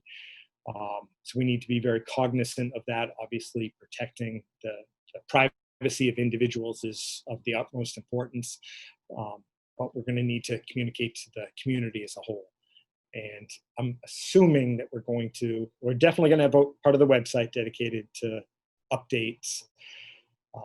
There are going to be times that I'm going to have to utilize our call system and our communication system as I would on a snow day almost, to connect with individuals. So this is really complex. It's definitely the most complex piece of this whole thing. It's the most complex and it's the most high stakes, and obviously we want to get it right. Jackie Davis, who is a terrific school nurse with us at the middle school, is going to be basically our director of nursing and our point person this year. And that's a big undertaking, and she's up for it, and she is going to be fantastic at that in this role, but more coordination and communication than we've ever had to provide before. Just more tests, more information about if we do have a positive test result, how does that play out? The area needs to be essentially shut down, thoroughly cleaned, basically off limits for a certain amount of time. The isolation protocols are laid out. Testing is often referred to here. I haven't been spending a lot of my time, really any of my time, to be honest, focused on testing availability in the area. As we move closer to the start of the school year, hopefully it will be very easy for us, but being able to connect everybody in the GPS community with information about testing, locations, hours, all of that stuff that won't require, like right now, if I had to get a test tomorrow, I'm not sure where I could go. Maybe it's super easy to find out and I just haven't looked, but we want to make that information incredibly easy as we are going to reference the need for testing quite a bit in the different protocols. Ties to communication. Obviously, with the health stuff, we're going to have communication. But if we have to move from hybrid to remote or any kind of communication, it's going to be needed more than ever before. And I already mentioned we're going to, if nothing else, use our emergency call system as needed. I don't want to overuse it, but I imagine there are going to be mornings that I get up and find out that we have news and have to shut down, a certain grade level, a classroom. It could be anything. The possibilities are kind of endless in the year ahead of us. So bottom line, we're gonna have to communicate better than we ever have before, and it's going to be a challenge. This is simply, Liz? Related to that, I was wondering if the parents of the incoming kindergartners, do we have their contact information yet? So they're getting the same communications as everyone else? We do. We rolled over and they came online. I think it might have been yesterday. It was this week. Yesterday. And Doreen and Julie created a joint message to kind of work on catching them up with some different links, and did that like within an hour of us going live with them. So yes, they're on board now. Great, thank you. This is simply a document that we came across that the committees thought was really helpful. Their website's really good, but it's just an illustration about K-12 school risk index. We found that it was simple and helpful for parents. We get a lot of questions related to this basic idea. And then I jump into frequently asked questions. I can certainly add to this. We haven't quite figured out. Right now, I'm leaning towards trying to replicate what's on the Facebook page, which people seem to really like. I know not everybody's on Facebook, and I don't use Facebook other than this page, but it allows, Laura's great with letting me know there's a question there, but trying to, as quickly as I can, respond to the questions that come up. I don't know every answer. A lot of the things just haven't been defined yet. But in terms of giving ongoing answers, that seems to be working pretty well. We're going to have a Q&A section on the website. It won't be as live. I can still answer them, but it's just different. It just is inherently different than Facebook. You'd have to go there. It's not as the connection, the level of connection, certainly different than Facebook. But we'll probably take all the questions from the community meetings, from every question that we've dealt with, and try to answer, try to have them in one repository and have that be like a searchable database, if you will. But yeah, I'm open to any ideas on that. What I did here for the next 2 or 3 pages, you'll see frequently asked questions that seem to come up time and time again. Questions about masks. Can you move from one, parents make a decision, they're going to go hybrid, could they go remote? If they decide to go remote, could they go hybrid? And the answer is yes, we're going to need some kind of registration time because it's going to be tied to staffing. We said a minimum in my mind of 2 weeks. I don't want to be necessarily held to that, but the bottom line is yes. But anyhow, I'm basically reading it for you, but the things that keep coming up no matter what, the graded part, the synchronous part, and then I provide links to the Facebook page and those additional questions. There are dozens of questions asked after the 2 GPS community meetings, and we answered those as best we could in a document. And finally, the important links, again, many of these are towards the front of this big document, but we thought this would be a good place to have it here as well. So almost everything that was covered in a general sense in the plan is accessible in a more in-depth manner with these various links. And I mentioned before, this is definitely a living document. As we move forward, we'll keep adding to the links and keep building on the plan. And I think that's everything. It's a lot. I think that's 40 pages, or about 40 pages. And then finally, before I just stop talking, I want to just again thank the advisory committee for all of the work they did, volunteer work they did in the middle of the summer at all hours. I've been on that plan a million times on the drive folder, and there's always somebody chipping away at it in some fashion, or adding to it, or providing feedback. It's been fantastic. So that, yeah, I'll stop talking and I can take any questions you may have. Great. Thank you so much, Jay, for that plan. Before we jump into questions, I had one thing I wanted to clarify. We talked about having the parent meetings and the special ed meetings. I know we have a lot of teachers on this call tonight too. I'm assuming that either you or the principals are going to present this to teachers and give them an opportunity to ask questions, and it might not be as public as our meetings. Is that true? Yep. Oh, absolutely. Okay. Yeah, I don't think we had mentioned that, and I didn't want to think that they didn't have an opportunity to ask questions. So for us, I'd love us to just be able to have as much of a discussion as we can before we decide if this is the direction we want to go. So we'll try to do this as best as can, make sure everybody has a voice and gets to say what they need to say in the committee, if that sounds good. Want to discuss it or answer are there any questions from the public we need to answer? Or? Well, I wanted us to ask more questions right now, Liz, if anybody had any questions. I know I wrote some down that I just didn't interrupt into, and then we can take questions from the public if that's okay. Yeah, I guess I was talking about discussion beyond just questions. Yeah. We get to that point. Okay.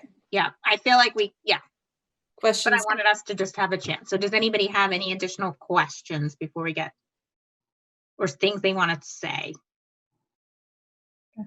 Jen.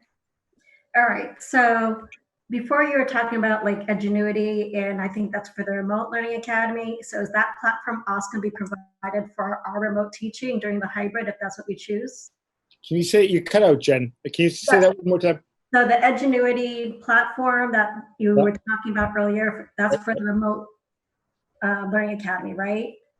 Yep, pieces could certainly be used during the remote week, especially at the high school. Okay. Like you can use individual models, you can use individual lessons, but that remote week, again, want it to be, it's going to be synchronous. It's not your remote week, have fun with your Edgenuity course. They're not in that Edgenuity course in whole.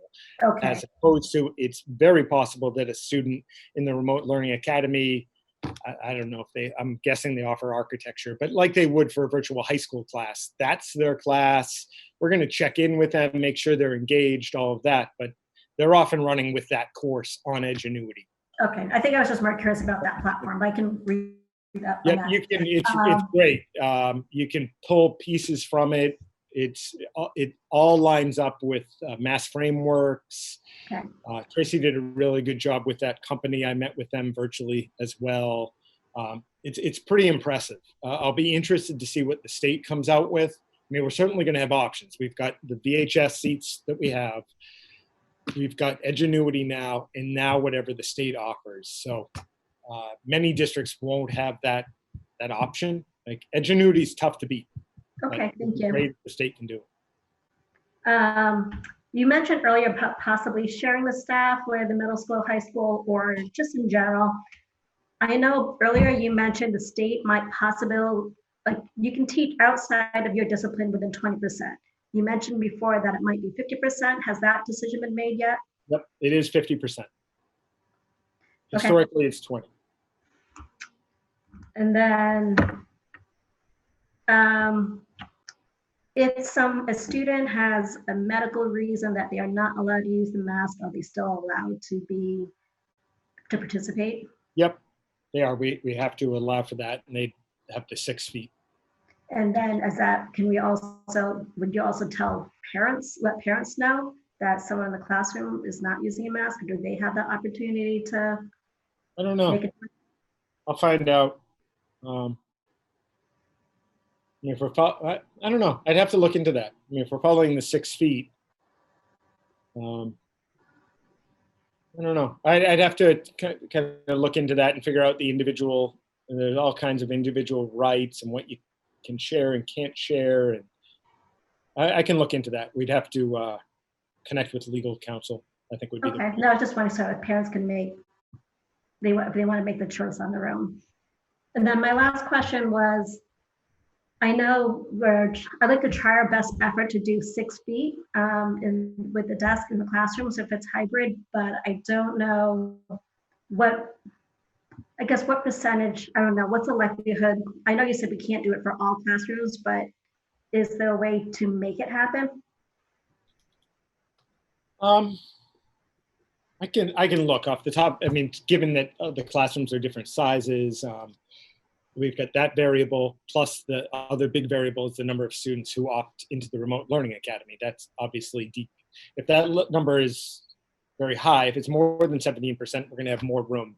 And that would obviously impact, that would have a bearing on spacing. I don't know. Struggling with how to answer that, Jen.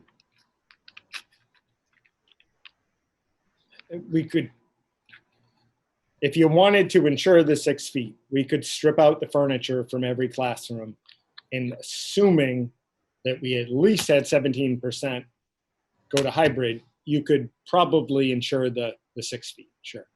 If we had to. What you guys wanted to do. Yep. Okay, thank you. James, I saw your hand.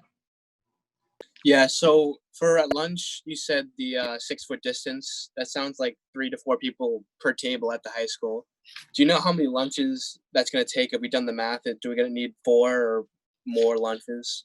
I don't think we're not going to know for sure. They have figured out exactly like the spacing. You can even, we'd have to move some tables around, use that activity. What do you guys call it? The room. It's a nice room. It sounds creepy under the stairs, but under that, you know what I'm talking about. Activities room. We can move some tables. At least the high school, we've just got so much more physical space around the commons if you had half the kids. Our hope is to be able to do it with the same number of lunches, but there's certainly a possibility we'd have to add a lunch, but we should be close.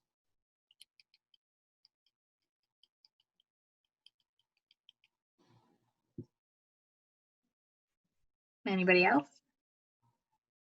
My lights are flashing on and off. All right, I have a couple there logistic questions. When you were talking about the first grade classrooms and the elementary school, and they're talking about the table, so do we need? I'm sure you've already done it. Purchase more desks for them then, or Nope, we can utilize what we have. Yeah. okay? They've measured it. Kids have to sit a certain way, but we do not have to buy all new desks with hybrid for 2 full schools. We do not. Okay.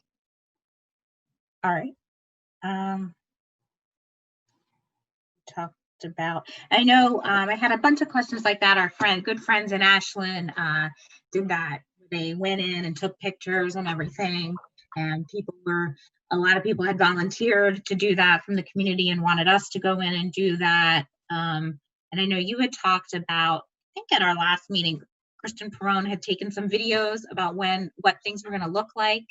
Is there a way we can either, definitely happy to go in, but is there a way we can start kind of giving people some visuals about how things are going to look? Yeah, Kristen's videos we haven't released them yet, but Yeah. in the next phase we will. They're great videos, but it's only about what it would look like. It was really focused on the remote learning academy piece. Okay. It wasn't the physical makeup of Gotcha. any class. Yeah, I'm happy to set that up anytime you want. Yeah, I think it'd be a good idea. I know, I mean, I can see people nodding, would love to come in and just kind of demo it. And Liz and I both love making videos. I mean, we could put something together for the public, just to get people a feel. And I know, I think I'm going to be clear before we get into the questions. Like, we all see the same memes that everybody else does. We see the same articles. We're seeing the same questions coming up over and over again. And we don't take this decision lightly. And I know one of the biggest questions out there is safety, and obviously our teachers we're seeing the news from the unions pushing to go fully remote. And can you share with us some of your discussions that you've had and talk about that a little bit, Jay? Sure. So the staff hasn't, obviously the plan has got to go before the school committee first, and then the next tonight or tomorrow, probably tonight, I would share it just in an email with the staff. And as you mentioned earlier, Laura, be available for questions, be able to work through anything we're missing, what have you. That's totally normal. The staff, I mean, I'm sure you've heard very publicly, like the MTA concerns about safety. Is a PPE going to be in place? Is the distancing? How is it all going to work? We haven't laid that out until what will be tonight or tomorrow, just that first iteration, and then we'll be able to dive into the planning at a more granular level once it goes down to the schools. So, like, I'd be surprised if there wasn't concern, to be quite frank. And I'm sure there's concern, I would think, for anybody working directly with people for a full day, be it, a supermarket or certainly a hospital, a business. I fully expect there to be concern. I would also expect that once the plans are shared, access to, the state guidance has been out there, us being able to say, this is how it's going to actually look in your school, in your classroom, what have you, that's going to help decrease a lot of the concern. In talking with the GTA leadership, I think, I don't want to for 1 second speak for them, but I think that was their general sense. The leadership met with Kristen and I. We went through the draft plan with them, with the understanding it was a draft, and got their feedback. We purposely asked, is there anything that jumps out as like major roadblocks, anything that you see as patently unsafe, something like, bring up like the sinks. If you don't have, if the water heater in a school fails, are we suddenly jumping on the buses and going home? We have fail safe for that. We need to have backups, and I think we've built that in. We've worked awfully hard to have it be as safe as we possibly can. We certainly in the discussion said, and it kind of goes back to what I talked about in that summary, no matter what, there's almost not, I don't know if there's anything we can collaboratively do as a district to make everybody, staff included, feel 100% safe as they did a year ago. And I can not only not promise they won't feel like that for a month, I don't know if that's going to be a year, 2 years, more. But I don't want to speak for them, but I think they appreciated and understood that we are doing absolutely every step that we can put in place to ensure as safe as an environment as that we can provide. It was a very positive conversation. Kristen's taking the lead on working on a memorandum of understanding, because obviously this is just a general change in working conditions. But there wasn't anything that they cited as, oh, if you could just do whatever, that would be a total game changer. They fundamentally want to feel safe. They want to be in front of kids, work directly with kids, and they want to make sure that we do our very best, first and foremost, to be safe, but provide them some time, as much time as possible, for planning, for support, for the use of different software, which we've been doing, and they appreciate. When we talk about the calendar, like we talked about how to structure those initial 10 days, and I'm going to propose that we have 11 days on the front end, and how do we use that most effectively to, within those 11 days, basically phase in with teachers, the training, the getting ready, everything we need to do to get ready to be as safe and effective as possible with kids when they start. So I don't know if I answered your question, but I tried. You did a very good job on that, and I appreciate it. Thank you. So before we go to the community for their questions, does anybody else on the committee have any questions they'd like to ask? And you can always ask more after the community. So, okay, Amy, I'm going to turn it over to you. Okay, so before I read some of these questions, I want to reiterate the 1 question per person rule, the you must provide your real name rule, and some of these questions are really specific, everybody, and the answer is going to be I don't know. So just be prepared and try not to be too frustrated. 1 question is, I'll phrase it more generally, but Melissa Graves is asking if the students will be allowed to go into tour buildings if they're moving up and have not been in the buildings previously. We haven't discussed that. I anticipate discussing it. We did today with GTA discuss that part of that 11 days is having time set aside. The thinking was at the time remotely, but we could certainly talk about it in person. It would make sense in some ways, in many ways, but we talked about having a couple days in those 11 for teachers and staff to be able to connect with students, because not everybody's going to be coming back in person. Basically, how do we connect and kind of get a running start for that first day of school? So that was the sentiment. Maybe we get there through partially in person. It's a little tricky, of course, because we can't have everybody come back. So we'd have to figure that out. And obviously we need a lot of structure, all the prepping we're doing for that first day with just half the kids. We'd have to do a lot of work to even have everybody visit the school today. So I'm giving you a vague answer. It could definitely be, the sentiment is definitely there, and we are going to be connecting with parents and kids. If we can do it in person, we will, but I can't commit to that. Is there going to be a cost related to the DESE learning platform being offered to districts? Don't know. Oh, sorry. Sorry. I don't know. Q. I don't know who that is, but we were told, this was yesterday, that they talked about it really openly and said there's information coming out about that at 2:00 on Wednesday. That was new news to me. Didn't know about cost. I don't know what the platform is. I believe Desi, I had heard Desi had contracted with a company. So this isn't like a home built platform, but I don't know what the platform is. I don't know if it's all encompassing. It could be, there are platforms that are like a nice resource, but a student couldn't go on that platform and take a full credit bearing course. So I don't know. I'm going to find out at 2. I hope. I hope. Okay, so Jeff Chan is asking about contact tracing. How will we effectively trace to disinfect if someone becomes infected, assuming they've been near others?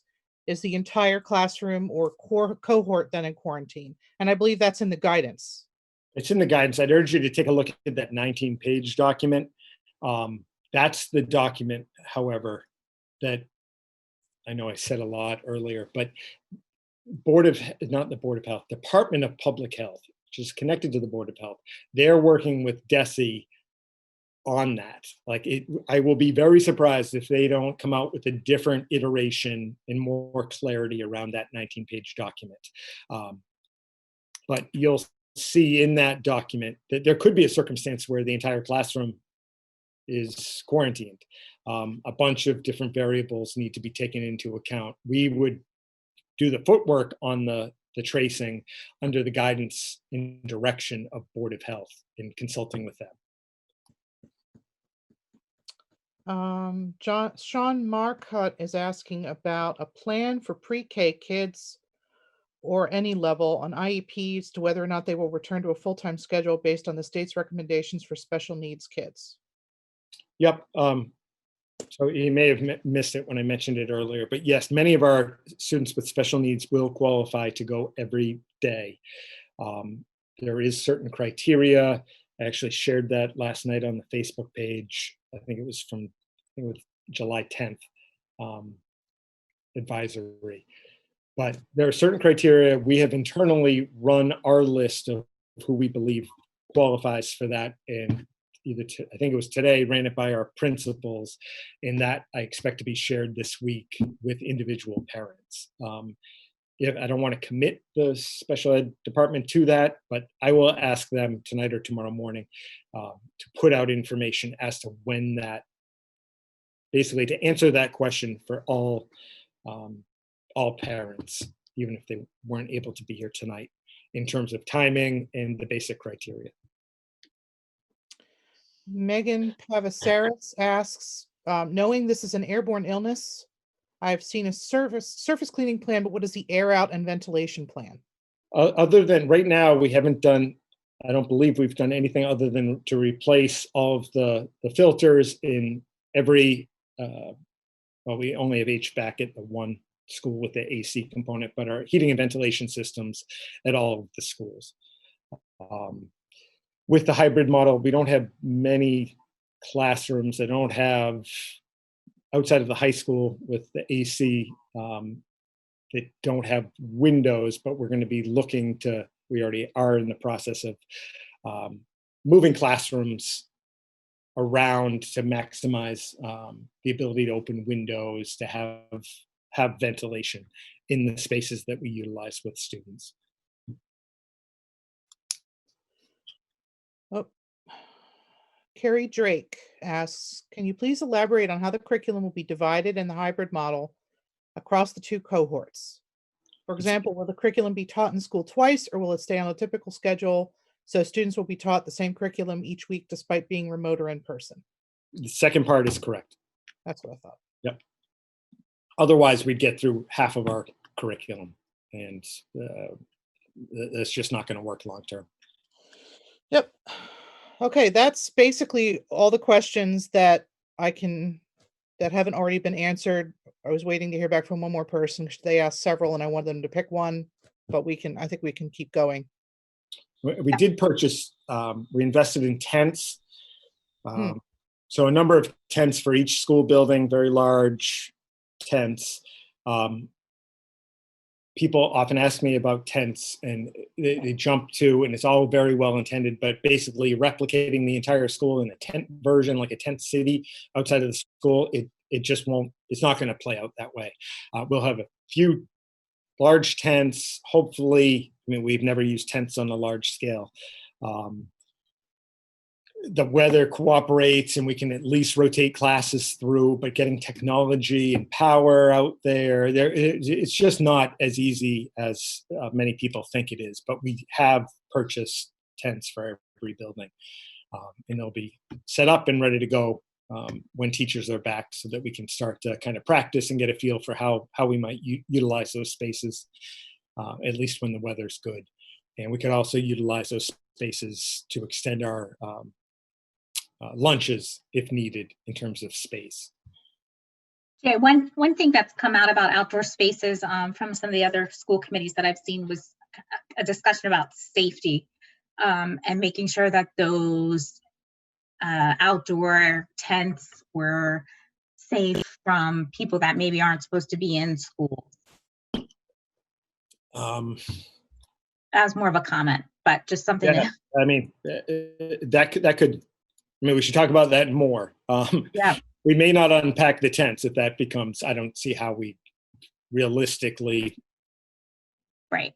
Well, I mean, we could do it like we do recess. I mean, we're going to have staff outside, Yeah. and a plan for coming inside, but. Right. But along those lines, fire drills, ALICE training, things that we now have to maybe think about differently. Right. And I kind of brought that up because we hear a lot of that. Well, I call it the can't you just, and every can't you just has 5, 6, 7 different reasons. And I'd love to look at everything as a solution instead of just a challenge. But that's just not always the case. So just what Jay said, bringing everybody outside, and we see that the one article that keeps getting shared is, well, back in 1918 when they had the pandemic, they all went outside. Well, They had 10 students. They had 10 students, all boys, and they didn't have technology back then to be able to do remote learning or things like that. So I guess I don't know why I'm. No, that's a great point, Laura, because, one of the first things I thought of was, outdoor allergens, bugs. We've got a bit of a bee problem at one of the schools. Mhm. Things blowing away. Like, it's not a great environment for learning because kids can't focus. They're so distracted by the sound of cars going by, wild animals running around, birds on the playground. It's hard to expect kids to learn when they're so distracted. And plus you've got kids that simply won't be able to go outside because of allergies. So it's the same with the idea of eating lunches in the classrooms. That was one idea that we saw very early on. If we keep them 6 feet apart, they'll just eat in their classrooms and everything will be fine. What about food allergies? So you're right. Every solution has like 9 challenges with it. Unfortunately. I'm very grateful that you and your team, Jay, are working on all of these challenges. And if we didn't say it already, this plan was a ton of work. And thank you to all of the volunteers who put in tons of time, and our staff and you. I know you were working on this all weekend, all through the night. And I can't thank you enough for that. I appreciate it. It definitely is. It's been 100% a team effort. My contribution, no more so than anybody else's. Everybody's been fantastic. It's been our plan's far from perfect. I am proud of the product and the thinking as of August 4th. So yeah, thanks. Great. And so I think that's a good lead in.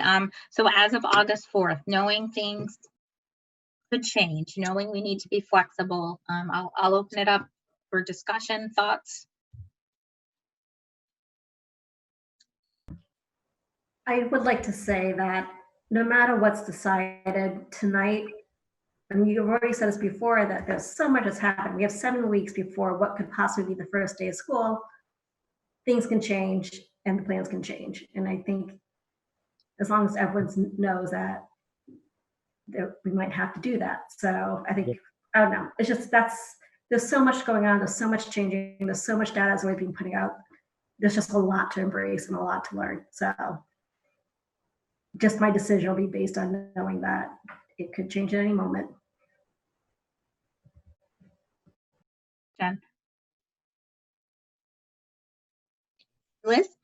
And kind of stemming off of that, I know I'm not alone in saying this, but I kind of want the people, we have a lot of people listening at home, and I want everyone to know that, in addition to the time that we spend in these meetings, I don't think I'm the only one. I know I'm not the only one who's reading journal articles, who's talking to doctors and nurses and epidemiologists. And we had an article by an investigator of buildings that house sick people, and talking to everyone that we can think of, and reading everything that we can, thinking about this while we're awake, while we're asleep. I mean, I don't know if I'm the only one who's having dreams about this, but it's been on all of our minds constantly. And I want to reiterate what Laura said. Jay, thank you to you and the committee so much for all of this. I've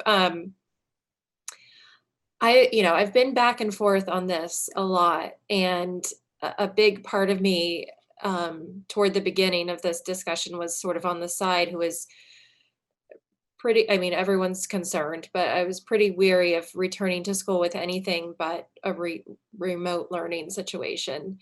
But I wanted to, see the plans, see what everything came out to look like, and the guidance that came out. And I kept an open mind and wanted to see what that looked like. And I've, not every school around the country has the same situation. So there's a lot of plans coming out. There's schools who are already starting and they're doing this or that.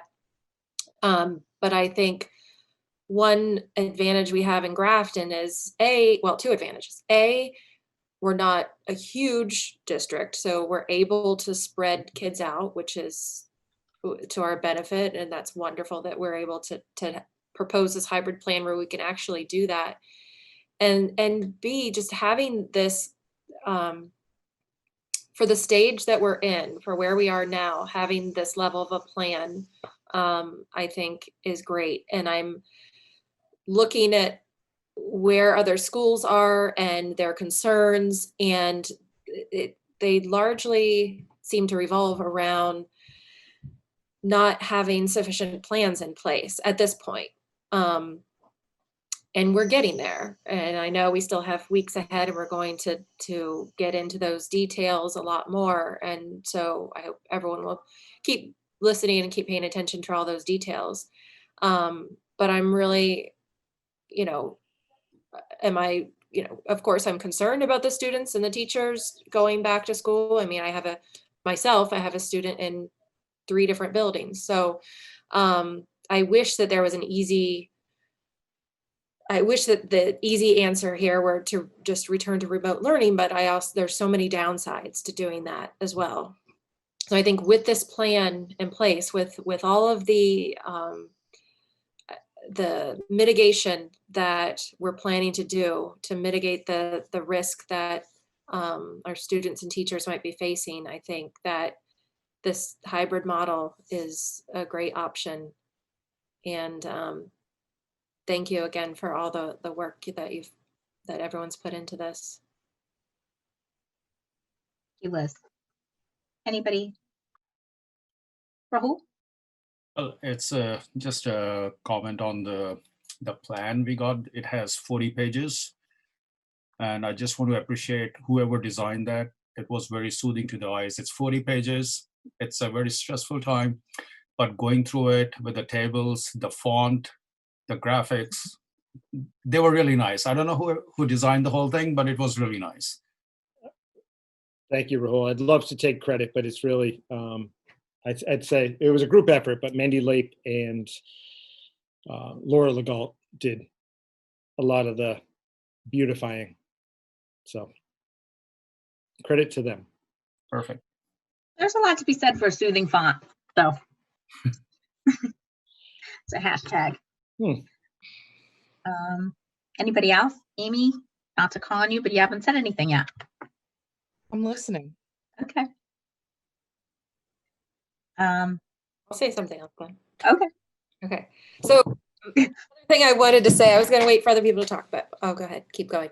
The other thing I wanted to say is, no matter what we decide tonight, one thing I'm also seeing, when you look at other countries who have had kids go back to school, one of the most important factors in the success of that return to school seems to be the transmission rate in the community. And we have a really low positivity rate right now in Grafton. I think it's 0.24%, that's great. Through statewide, it's around 2%, I think, which is also very good. But one of the things I think we need to keep doing as a community is keeping everyone safe. Otherwise, keeping our transmission rates low in Grafton, in Massachusetts, so that our kids, if we're putting them back in school under this hybrid model, so that they're as safe as possible. And I think that's really important and a big key to our success here. So sorry if I'm getting a little preachy there, but just wanted to add that.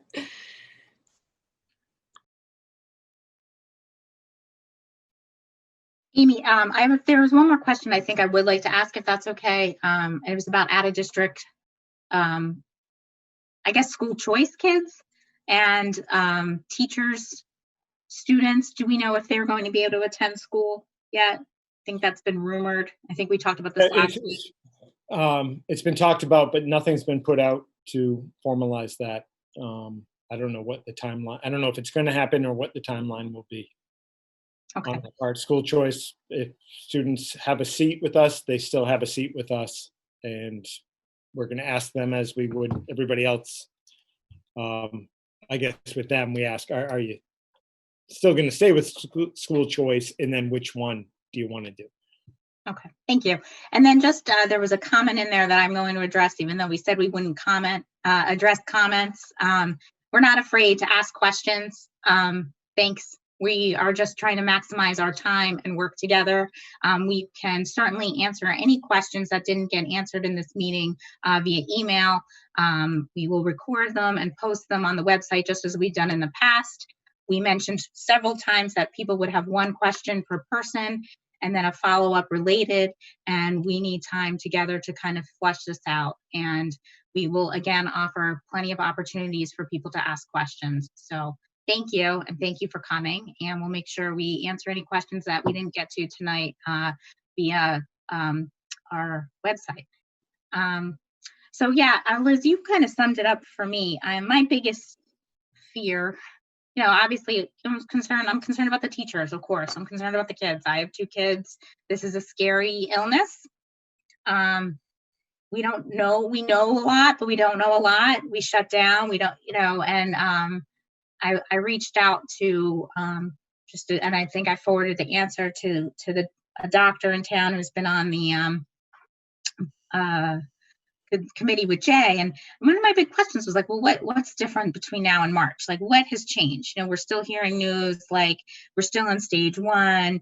And he really came back. He's like, what's changed, Laura, is now we have protocols. Like now we will be wearing the masks. And of course, the mom in me is like, well, what about the kids who take off the masks and cough on each other? And, that obviously is playing in my head. I've been in the classroom, I'm not a teacher, but I've certainly been in enough classrooms to know. And those are questions I have. And I talked to Jay a lot, and, the doctor really came back and just kind of laid it out. And I think having the plans in place make me feel a lot better, knowing that we'll work with the teachers to address their concerns the best we can makes me feel better. I know we're not going to stop the dialogue and the communication. In fact, this is the start of it. We're kind of forced into doing some sort of vote to meet the timeline, but we're starting it now. We're going to have more Q&As. We're going to have surveys put out. We're going to meet with the teachers. We're going to talk with them. We're going, so I feel good in the way this direction is going. I'm not ready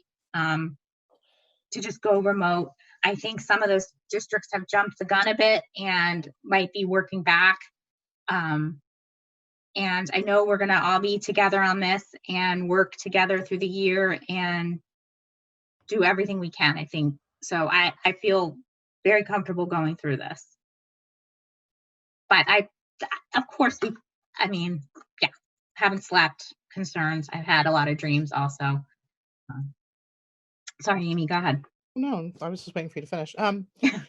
So yeah, so you said a lot of the things that I've been thinking about. I mean, if you're not concerned, if you're a parent and you're not concerned, I'm jealous because of course I've got 2 kids of my own, and I'm concerned. I don't want my kids to go back to school and bring home COVID to me or get COVID themselves, obviously. But reading the plan, understanding that guidance document that talks about, all the sanitization processes that need to happen and, wearing the masks and the social distancing. And if what it takes is the whole community, it takes every one of us, every parent, every student working together, being flexible, which is what that word flexible is in that plan so many times. It just highlights the importance. Everybody's going to have to be flexible. Teachers are great at being flexible. Teachers are some of the most creative people I know. I come from a family of teachers. I married into a family of teachers. If anybody can figure out how to continue teach, my lights just flickered. So if I go bye-bye, sorry. If anybody can figure out how to teach our kids, how to strengthen them socially, emotionally, how to lift them up through all of this and keep them safe, it's going to be teachers. And our crack staff has done amazing work. I have every confidence that Grafton can do this. I'm not going to say Northbridge can do it. I'm not going to say Millbury can do it. I don't live there. I don't live in those communities. I don't know the challenges they face. I know the challenges we face, and I've seen how we've managed to address them so far. And that's why I would support a hybrid plan with as much confidence as one can have in the middle of a pandemic, if that makes sense. And yes, both of my children would like to return. I've asked them, they've gone back and forth. We've talked about the plan. We've talked about, what about the masks? Isn't that scary? They're like, Mom, we see kids wearing masks all the time. And I think if there's still parents watching, I'm seeing our numbers go down a little bit, but if you've got an elementary aged kid and they're not wearing a mask yet, this would be a great time to get them a mask and start having them practice wearing it so that they can get used to the feeling. They can wear it for short periods of time and then take it off. And you can get them all over the place now. And if you don't know where to get one, you can reach out to me. I will help you get one, because that's what's going to help with that whole concept of, this is so foreign. We're asking kids to wear a mask in a hot building, and they're looking at teachers and other kids wearing masks, and that's so scary. We just need to help them. We need to help them get used to that as a new normal. And yeah, it's sad that that's the new normal for now, but that's the reality that we're facing. We're going to be wearing masks for a long time. It's not going to end in December or March. It's here. We're going to be doing it. So I think we need to encourage the community to support the reopening of the schools in the hybrid model. And I'll shut up now.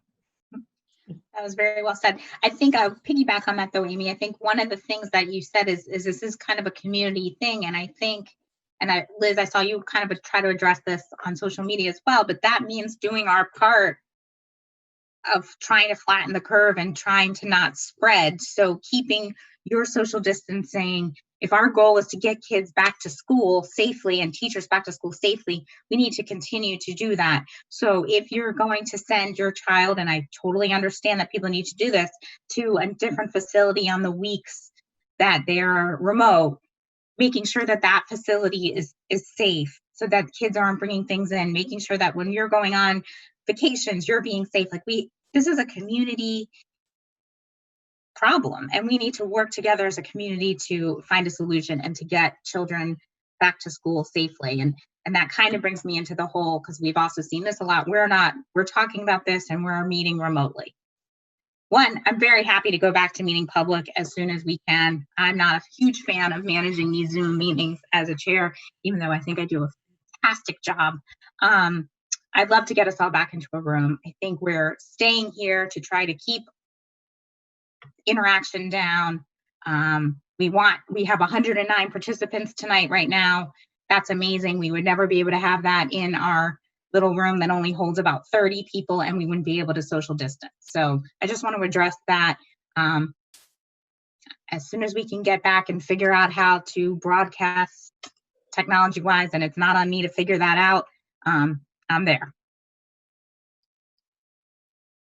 Yeah, and I'll reiterate that too. I said it in a social media post that I made that, we're not meeting remotely for really any reason other than we can't get into the building right now. And it's great that we had a high of 125 people participating in the meeting. Now, not all of them participated, right? They didn't ask any questions. But there's certainly heightened interest in what we're discussing. And so being available to parents right now is especially important. And I do support that. But I agree with you, Laura. As fun as this is, watching the Brady Bunch on my screen, I would prefer to be in a room. I think we're more productive in a room. I think it's easier to manage discussion in a room. And with a small committee like ours, we can do that 6 feet apart. So as soon as that's available, that's something I hope we consider. Okay. All right. Any other discussion? I feel like we are almost ready to make a motion unless somebody has something else they want to say.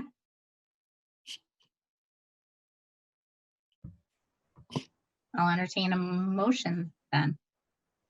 I make a motion to accept the hybrid plan for the 2020 reopening. Second. Motion made and seconded. Any further discussion? Okay, this will be a roll call vote. Jennifer Conley, Jennifer Connolly, aye. Amy Marr, Amy Marr, aye. Liz Spinney, Aye. Rahul Rati, Alrighty, aye. Laura Often, aye. Motion carries 5-0. Thank you.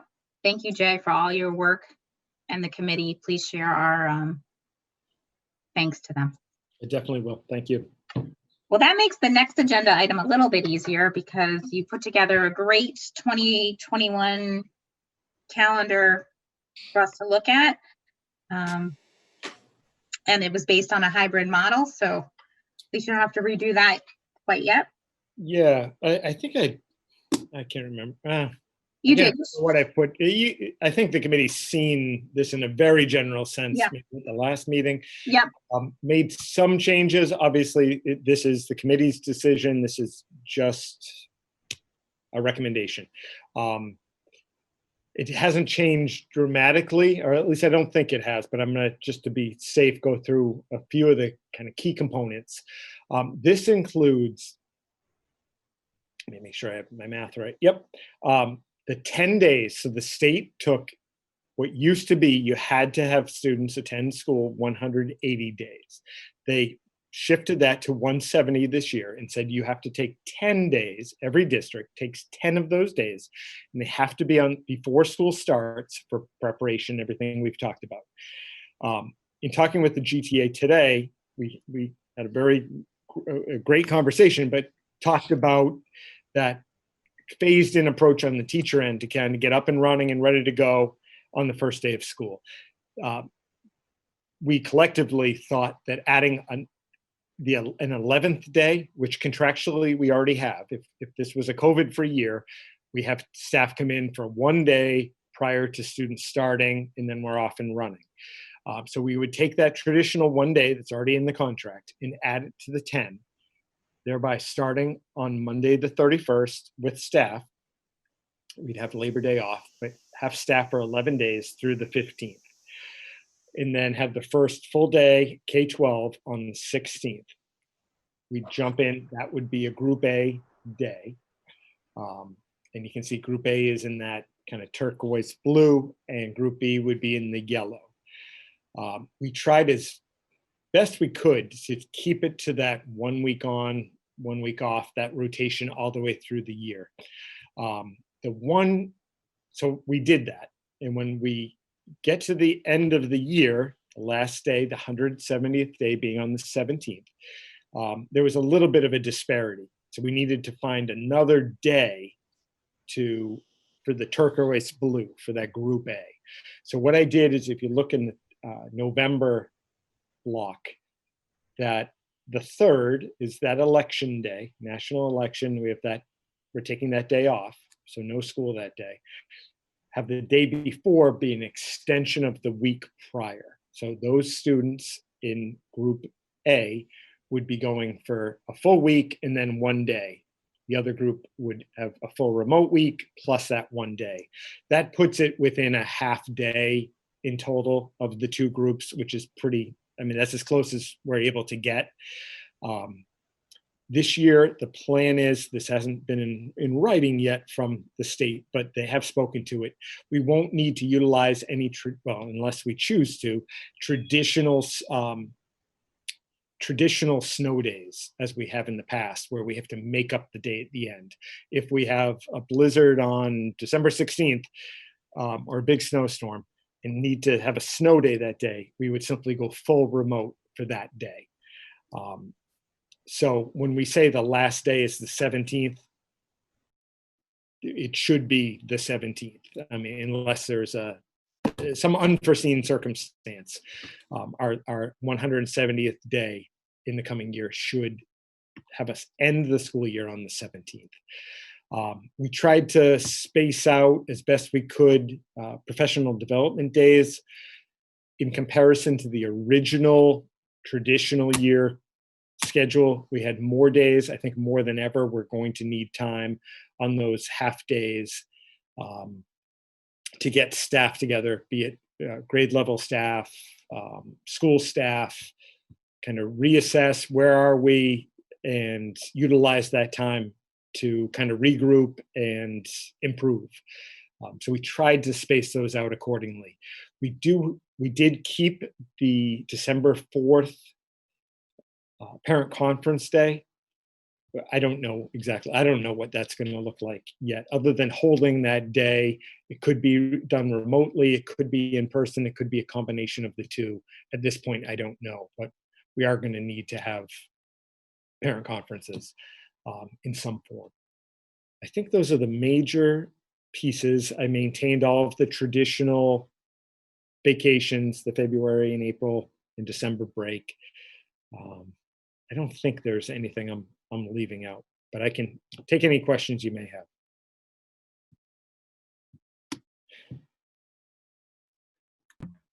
The only question I have would be I know you mentioned the parent-teacher conferences. That's in December. Typically, the middle and high schools in November to coincide with the quarters.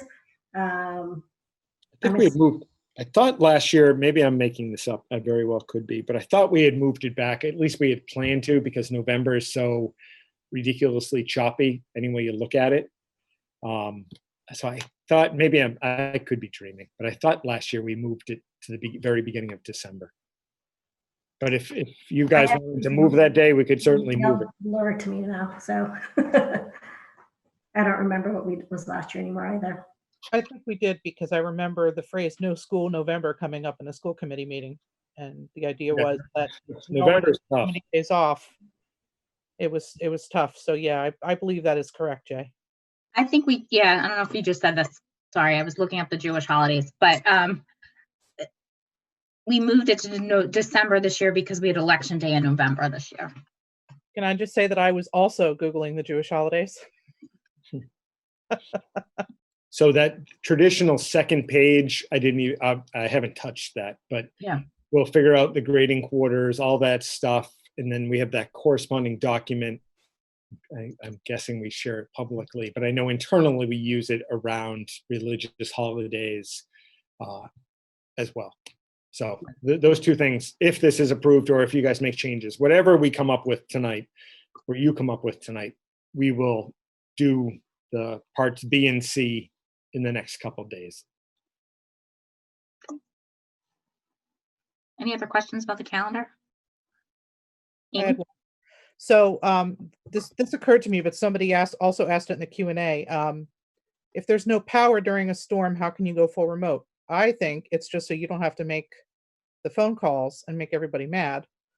But I have the same question. If half of Grafton's out of power, at what point do we decide that it's a snow day and then have to make it up? Or do we just wait and see? That hadn't even crossed my mind to this point, but yeah, I mean, we have some time to talk about that, but maybe it's, I don't pick a number, 10%, 30%, whatever you guys are comfortable with, we can do that. We can always have snow. I mean, I'd like to have snow, but if we have snow days, we obviously need to make up the day as we traditionally would on the back end. You know what, that brings up a good point. Just in general, again, something else we have to think about is there are going to be technology problems that come up. I mean, look at us tonight. I mean, I'm fortunate enough to have a generator. I'm on a generator to do this meeting, but I might, that's a small percent of people that are able to have that.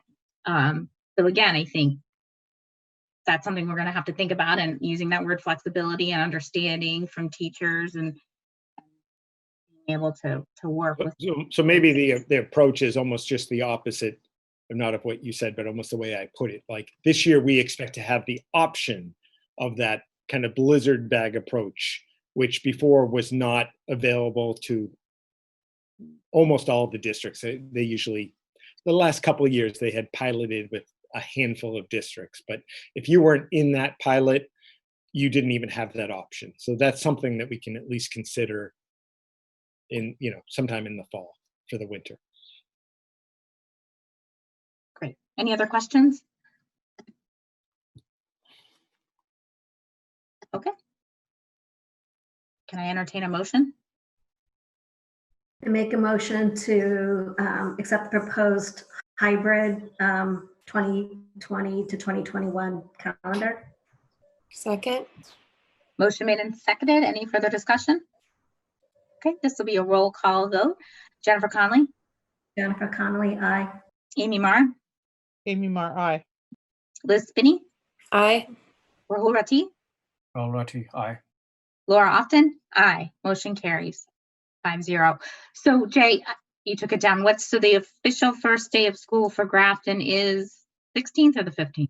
Share it again. Hold on. Sorry, I looked and then I it want to get it right. Yeah, it would be the 16th. 16th. So a Wednesday. Yep. Okay. And then pre-K would start the 17th. Okay. And Group A would start in person the 17th, and Group B. And I'll try to. I made it clear on the right. We'll make it clear, but 16th. That first week is a Group A week, and then we end the year in person if we're still in hybrid. With Group B is in person on that last day. I can't remember. Were we going to have a practice day for kindergarten? I know we talked about this. I Don't. don't. I don't know. Okay. I'm certainly going to find out, but I'm sure that will be.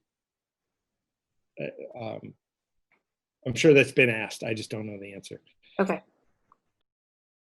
Can I make a suggestion that once the students are split into the cohorts, so once they know if they're remote or if they're in cohort A or B, that we produce 2 calendars that are a little bit easier, so parents can have a list of when their kids are actually in school, as opposed to having to read this, because it can be a little, I don't know, I'm thinking like a list, right?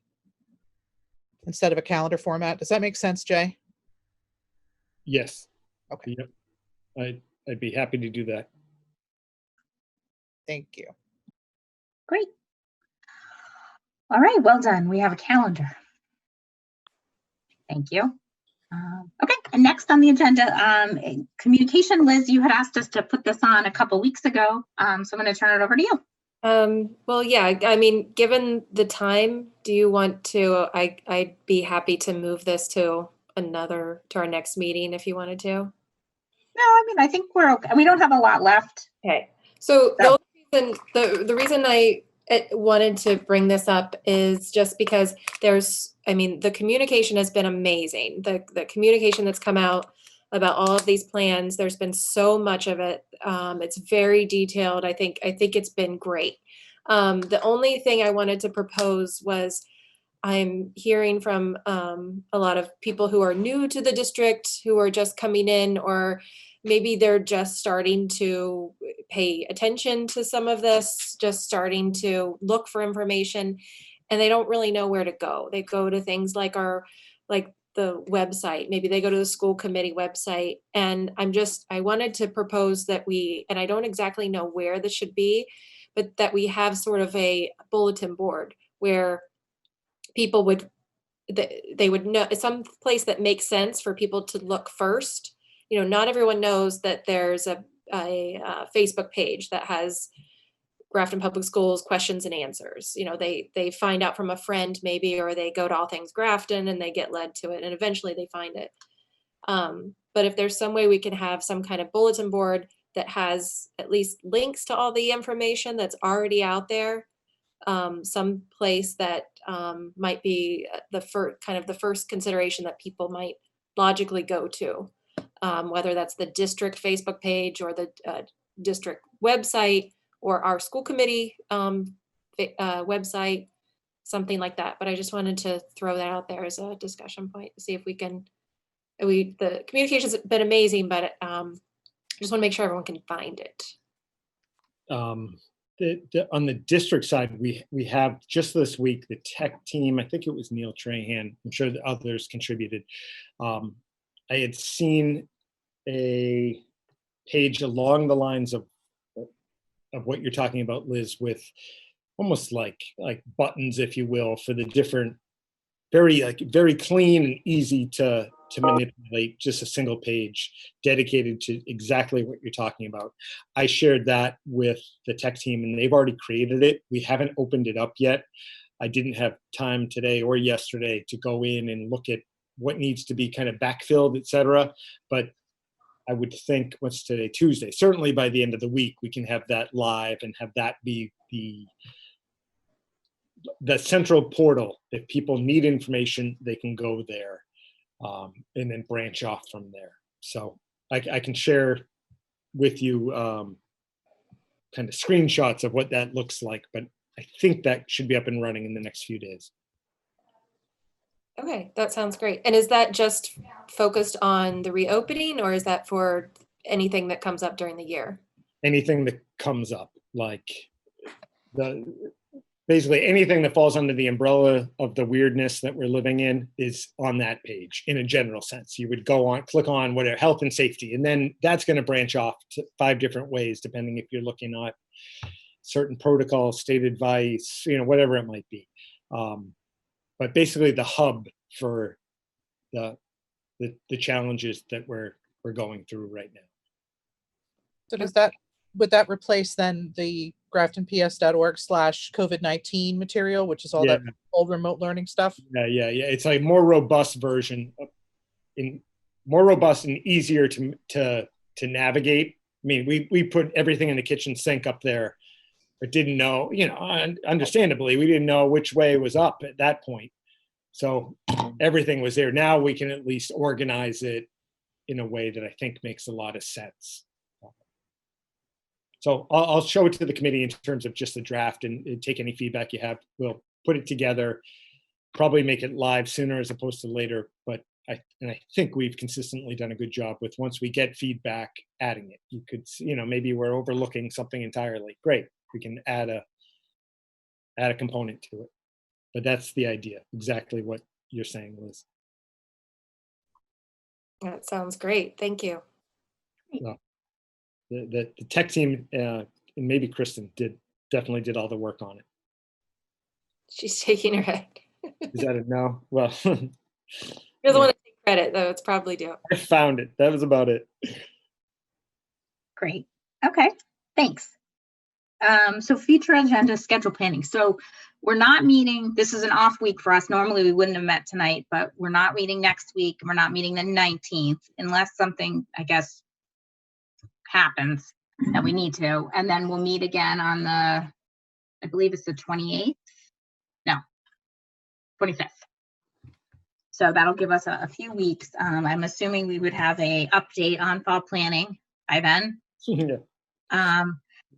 I would like to put this on the agenda. So I've been working the past week and a half to try to figure out the closed captioning situation, which wasn't as easy as I thought it would be for Zoom because we use the webinars versus the meeting feature for various reasons, which I still believe we should use the webinar versus the meeting. So I came up with some options. Some have costs associated with them.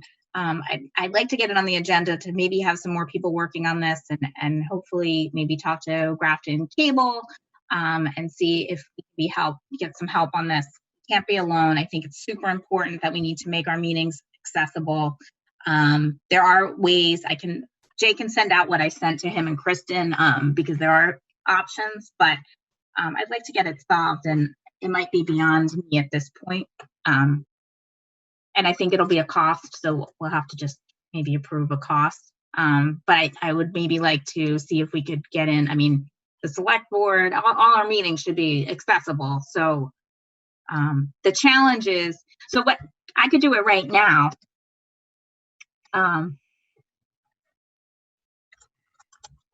But I have a hard time running the meeting, also having the closed caption. I don't know if you could see them pop up. I just demonstrated it. So anyway, there's some issues surrounding it, but I'd like to get it solved. So that's okay with you guys. Okay. Also, I just think it's super important, and I don't want people to think that we've forgotten about it. We don't have minutes tonight, so we'll have 2 sets next time we meet. We do have a warrant. Anita was here, and I don't think she was able to stay because she's had some power outages. So if you have questions and we need to hold on the warrant, I'm sure that's fine. But if not, we can approve the warrant.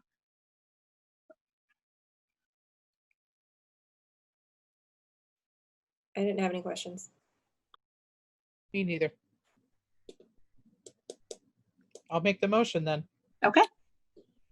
Move the school committee accept warrant number 6 dated August 6th, 2020, in the amount of $353,872.17. Second. Motion made and seconded. Any further discussion? Hearing none. I did want to point out one thing. I like that I know she's not on, but this will get back to her. I like that the little memorandums were back in the warrant, which is why I didn't have any questions, because it was clear what everything was. Yeah. So I appreciate that those are back. So if you guys could pass that along to her, yay. Thank you. Definitely will. Great. I'll take a vote. Jen Conley. Jen Connolly, aye. Amy Marr. Amy Marr, aye. Liz Spinney. Aye. Laura T. Laura T. I. Laura Often, aye. Motion carries 5-0. Thank you. Member reports. James, it's so good to have you back. I hope you had a little bit of time off, but glad you're here. Good to be back. Yeah, glad I came. It definitely cleared up a lot about the upcoming school year. Oh, good. Yeah, and then, if you're hearing from your friends questions, always feel free to let Jay know, and they can reach out too. I think at one point too, we had talked about having one just for students, having kind of a Q&A too, Jay, maybe with the principals once things are a little I'm more. assuming they'll. Yeah, I have no doubt that our principals will do that. Yeah. It shouldn't go, but they needed this basic template, and now they're going to leave the barn and be. They'll be communicating. I have zero doubt about that. That would definitely be helpful. Yeah. Great. Any other member reports? Liz, we will set up a policy meeting in the next couple weeks, because there was I needed to get through this, and then we can put together a plan. So I will let you reach out for availability, and then we can meet. Okay. That sounds good. All right. Jay, did we need to go into executive session? No. No. Okay. We do not need to go into executive session. I will take a motion to adjourn then. So moved. All Making a right. motion to adjourn. Second. Okay. Motion made and seconded. Any further discussion? All right. All those in favor, Jennifer Conley. Jennifer Connolly, aye. Amy Marr. Amy Marr, aye. Liz Spinney. Aye. Rahul Rati. Laura T. I. Laura Often, aye. Good night, everybody. Thank you so much for all your hard work. I hope everybody.